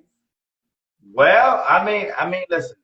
If I am just dick, all I'm saying is this: go ahead and cancel your fucking subscription, because I ain't gonna be just dick. Fuck that. But why? Why can't you just settle for being just dick for a woman, but a woman is supposed to settle for being just a drop? No, because hold on, time out. Because, and I don't give a fuck what nobody fucking say, and anybody that's ever fucking dealt with me, there's been plenty of times. Well, again, I'll just be like, I'm good. I will leave you the fuck alone, and I'll tell a woman, if you feel that I'm not doing whatever it is that you feel that you need me to do, whatever, if I'm not fulfilling whatever it is you need in your life, then rather than go back and forth, I'm good. Leave me the fuck alone. Keep it rocking. You know what I'm saying? Like, but you don't understand. I'm good too. You don't understand? Right. I'm good too. Then we just like, nigga, I need $300. Cash app it. And you cash app it. I'm good too. Like, like I'm good. You know what? When we get off this live, boy, I say it's about to be some changes in my life. Jesus. Listen, that's all I was to the girl. You remember the girl? Yeah. I get it. And I was okay with it. I was like, it is what it is. It's okay. I'm cool. I'm cool. So Ron says it probably is, especially if you say women complain about the lack of time, though, and that you don't spend time with them. So what more could there possibly be if you don't spend time with them? Well, if that's the case, and again, I just feel like if a woman felt that way. I'm just telling you, Paul, plain and simple. If you got a woman that is or maybe is not complaining about the time that you guys spend together, and she still keeps fucking you, what that literally means is that she has decided, you know what, it's some good dick, I'ma just whatever. Like, period. Or I don't know if you cash app it or what you're doing. I'm saying that she has chosen a thing that she's just like, you know what, I can't even spend no time with this nigga. This nigga don't take me out on no dates or nothing like that. But guess what? When this nigga drops through, I'm good for the fucking week. Like, when I tell you this nigga laid down the dick, like, that's what I promise you, that's what we're telling our friends. When our friends be like, keep fucking with Paul. Listen, what I'm saying is, well, then you know what? What I'm saying is this. Paul wasn't there at Christmas. Paul ain't buy you no gift. You know what? And your friend, you respond and you say, bitch, Paul came through last night, and when I tell you know what? The bed was soaking wet. Cancel your fucking with the subscription, because I am not gonna be just dick. If you want something more that I'm not giving you, and you want this and this, don't waste your time with me. Go get whatever the fuck it is you need and want from that person. No, your subscription is canceled. Because guess what? I'm not wasting my time. I'm good. Because this is This is the real thing for women, right? We don't want to we don't want to put too much miles on the pussy, right? So I'm not wasting my time, right? What I'm doing right now is making sure that I'm not putting too much mileage on the pussy. So I'm gonna keep fucking you whenever I get the urge, my nigga. And when I meet Joe, and Joe is the full package, that's when one day out the blue, we've been rocking for 3 years, and one day out the blue, we'll be like, this ain't working for me no more. You know why? Because I met Joe. And Joe lays down the pipe just as good as what I'm saying is, if you think, again, that I'm not fulfilling whatever the fuck it is that I'm supposed to be filling and whatever, then go find Joe now. Cancel your subscription, and I'm good. Paul, good. Let me ask you this. What? Let me ask you this. This is real shit now. If you're honestly saying, well, I haven't had time, even if you're feeling a woman, like I'm not even If you're honestly saying, I don't have a lot of time to spend with you and invest in you, and I can't I take you do. out on dates and shit like that, are you honestly saying that you Mhm. think that you the only nigga in their life? Are you honestly saying that you think that they think that you Listen, no. provide more than I'm just good dick and listen, good convo at listen. the time? What I'm saying is this. What I'm saying is this. What I'm saying is this. I know that I don't have a lot of time. I know all the things that you just said. I get that. But what I am saying is, and I've said it to people, if you feel that I'm not giving you whatever the fuck it is you want, I'm not giving time to that. Instead of us going back and forth about what I'm not doing, just go find Joe now or Tom or whatever Dick and We're Harry. not going Go there. find that. We're not. Now, let me just Then stop go. you. All I'm saying is The just go woman find that is that, and going, the woman that that's is one going less back and thing that we forth don't with have to you. worry about. But you know what? All I'm saying is hearing this conversation, you know what I'm saying, and digesting some shit and reflecting on some shit. This is good. This is good for me. This is unpacking some shit. This is like, you know, about to bring about a motherfucking change in some shit. Trust and believe me what I tell you. I promise you that shit. Listen, I promise you. the woman I that is going promise back you. and forth with you, the woman I'm that is cool. going back and forth with you, she's still trying to figure it out, right? She's still trying. She still believes maybe you could be something more. And Nope. she's still, It ain't I nothing. It ain't promise you nothing to this. figure out. I promise you this. When the woman stops going back and forth with you, or she never started, it's because she already put you in your compartment, good dick compartment, and she has some other shit going on. Period. What I'm saying is, all I'm saying is, yeah, watch. I promise you, this show is, you know, really flip the script on some shit. Yeah, I'm about to, man. Listen, it's about to be a whole this boy. I tell you, yeah. I guess my question is why? Why is it going to be changes? Because you're saying this is really all I have to offer right now. So why are there going to be changes? Why is it an issue? Say again now. You've already said, look, this is really all I have to offer right now. I don't got more time. Emotionally, I'm still dealing with Because my own shit. Whatever. but Why do there have to be changes? I think the reason why it has to be changed is because you know what.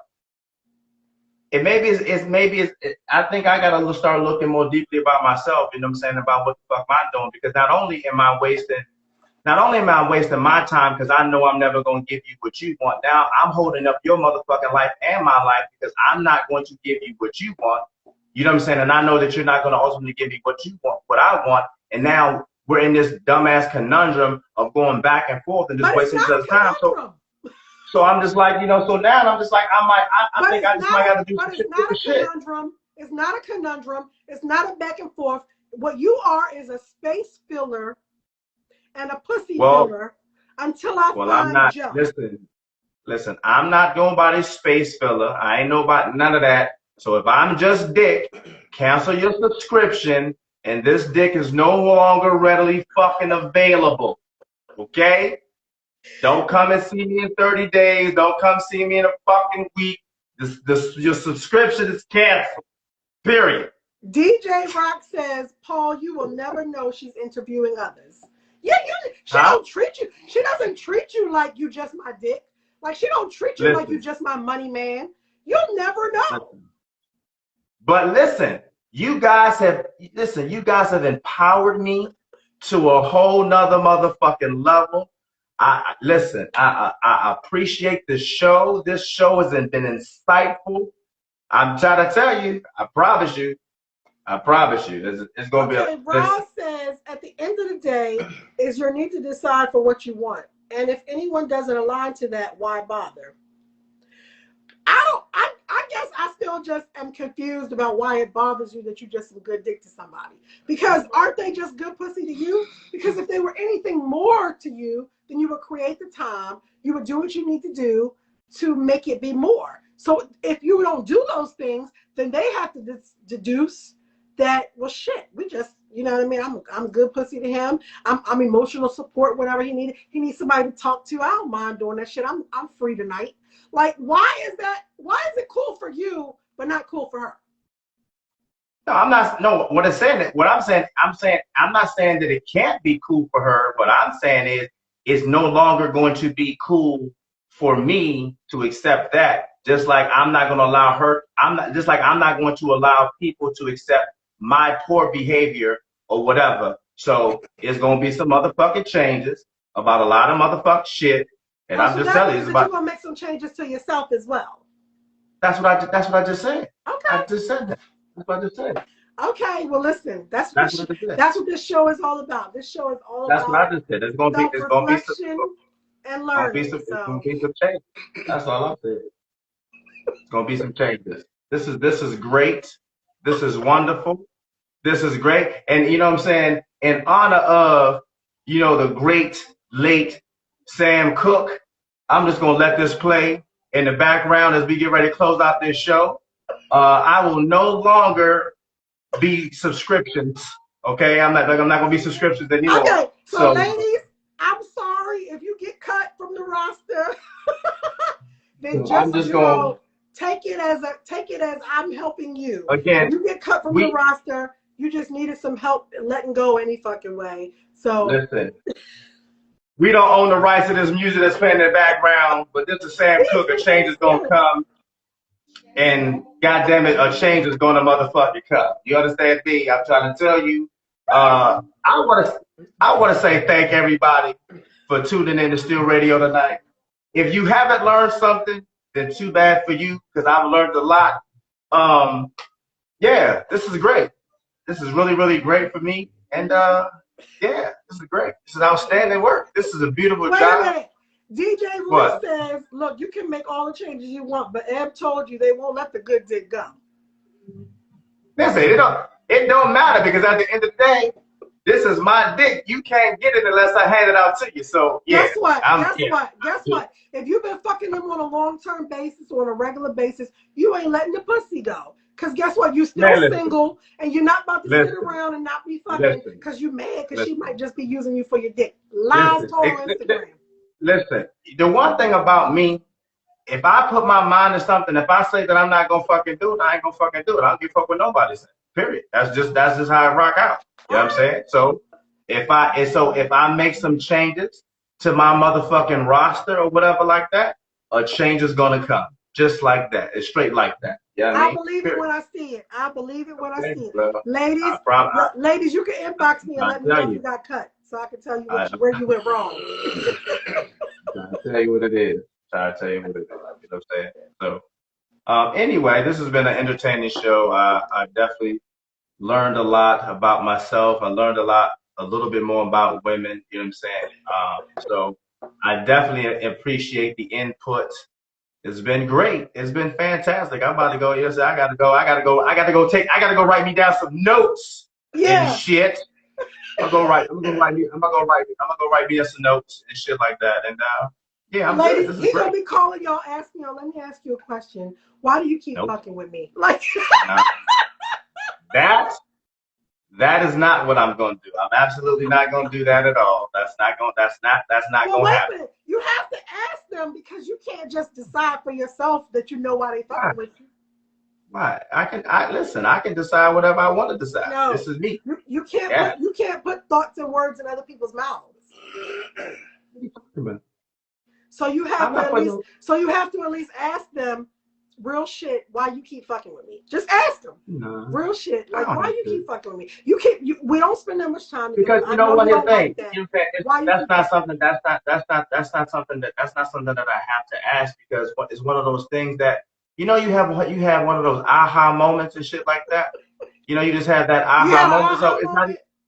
So it's not even something that I have to ask you, because it's something that I already motherfucking know. So I just have to do what has to be done. Well, Ross says, what you going to do? We want to know.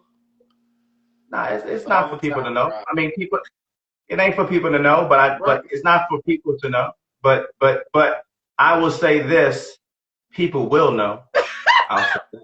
Okay. I will say that. You need to play You Will Know by UNB. That's what you need to play. I will say that. People will know. Where you going? People will know. People will know. But anyway, this has been a beautiful show. We about to close this thing on out. Thank you guys for tuning in to Still Radio, where your opinion matters and your opinions can bring about change. Good So What we gonna talk about the next show? We'll figure it out between now and Sunday. I don't We'll think know. We'll about have it. to figure it out. Oh, We'll we talk said we about were it. going to talk about men and their health. We did say that. Men and health. Yeah, men not going to the doctor, not dealing with their health issues. Why is that such a thing? Because we don't like doctors in the show. What the fuck? I don't So like y'all going gonna to fucking doctors. die not liking doctors. I mean, I'm just saying we're gonna die anyway. But I mean, Leave it alone. it hurt, don't it? Don't just snatch the Band-Aid off like that. You saw what Anyway, I was doing? listen. You know, Yeah, I just saw you trying to snatch it off. because he's really hairy, so it really hurts. He still got like the EKG things on his chest to see how I take them off. Let me just take it off. No. Anyway, I want to say Ron again, said on the next show we should talk about what you did and how you canceled those subscriptions. Say what happened now? Ron said we should talk about what you did and how you canceled those subscriptions. I mean, it ain't nothing. It's really nothing to do. Like if I don't hit your line, that means you got canceled. Just that simple. So don't hit my line. If any of his roster is watching, if he don't hit your line this week, you got canceled. I don't hit your line, then there ain't nothing else to talk about. Period. Just like that, straight like that. Sometimes you just gotta just, it is what it is. All right. It is what it is. Anyway, so not Roz, Adeline said that. So anyway, we're gonna say thank you guys for tuning into the show. I appreciate you guys for coming in. I almost pushed you. Stop. All over the Band-Aid? Yes. He don't trust me. Yeah, you gotta peel it off slow. You can't just yank it off. Peel it off slow. You just gotta rip it off in the shower. Oh yeah, get it wet. Get it wet. Put it under the shower. I can get it wet. Oh, you know what? I did want to say this before we close. I do agree that men have a different thing because women, that's how come you hear all the time, like in rape cases, well, she was wet, so I thought she wanted it. Women, like, we don't have that whole thing of like, we don't get wet even we don't want it. So I do think that, again, it's something that we have to just look at more objectively. We have to be more communicative about because we don't have that problem. What are you talking about? Like, where did that even come from? I don't even know where that just came from. I don't even know. They said it was very entertaining. Great show, very entertaining. Well, thank y'all. I mean, we try to keep. I mean, this has been a long show. This has been like a 3-hour show and shit. But it's good. It is. It's 12 o'clock. Oh, you know our shows are always at least 2 hours, even though we be saying we're gonna do 1 hour. Yeah, we're only supposed to be a 1 hour show, and when we go to the radio station, I don't know how much of a time slot we have. So I don't. We gotta work on it. We gotta work on it. And we got to work on being on time too. But anyway, because I don't want them to fire our ass. So DJ Rock says, "Great job, guys. Looking forward to y'all being a part of the WMEG roster." Woo, woo, woo, woo. That's what's up. I'm trying to do it. Look. Again, thank you guys very much for tuning into the show. I appreciate you. I'm your man, Steele. That's Ebony, a.k.a. Miss Hot Topic, Brian, a.k.a. B Rabbit, a.k.a. the Green-Eyed Genie. Thank you guys for tuning in. Thank you guys for opening my eyes to a whole new life. That's what we're here for. I mean, I appreciate it. You know what I'm saying? And again, we don't own the rights to any music that we put here on the show because we don't want this show to get canceled or they not downloaded or whatever like that. But thank you guys for tuning in, and we will see you guys Sunday. Between now and then, I don't know, we'll figure out something we're going to talk about. If you have any comments, concerns, suggestions, I got you. Please drop them in the inbox and let us know. And then we will. And also, if you have a business or anything like that you want to promote or something like that, please drop that in the inbox so we can give you a shout out over the air. Because just because you do something, everyone may not know what it is that you do. I mean, and this is a good opportunity to get your business out there in the streets to people who might need your services and stuff like that. You know what I'm saying? So big shout out to that and all of that good stuff. And we will see you Sunday. Thank you guys for tuning in. Peace.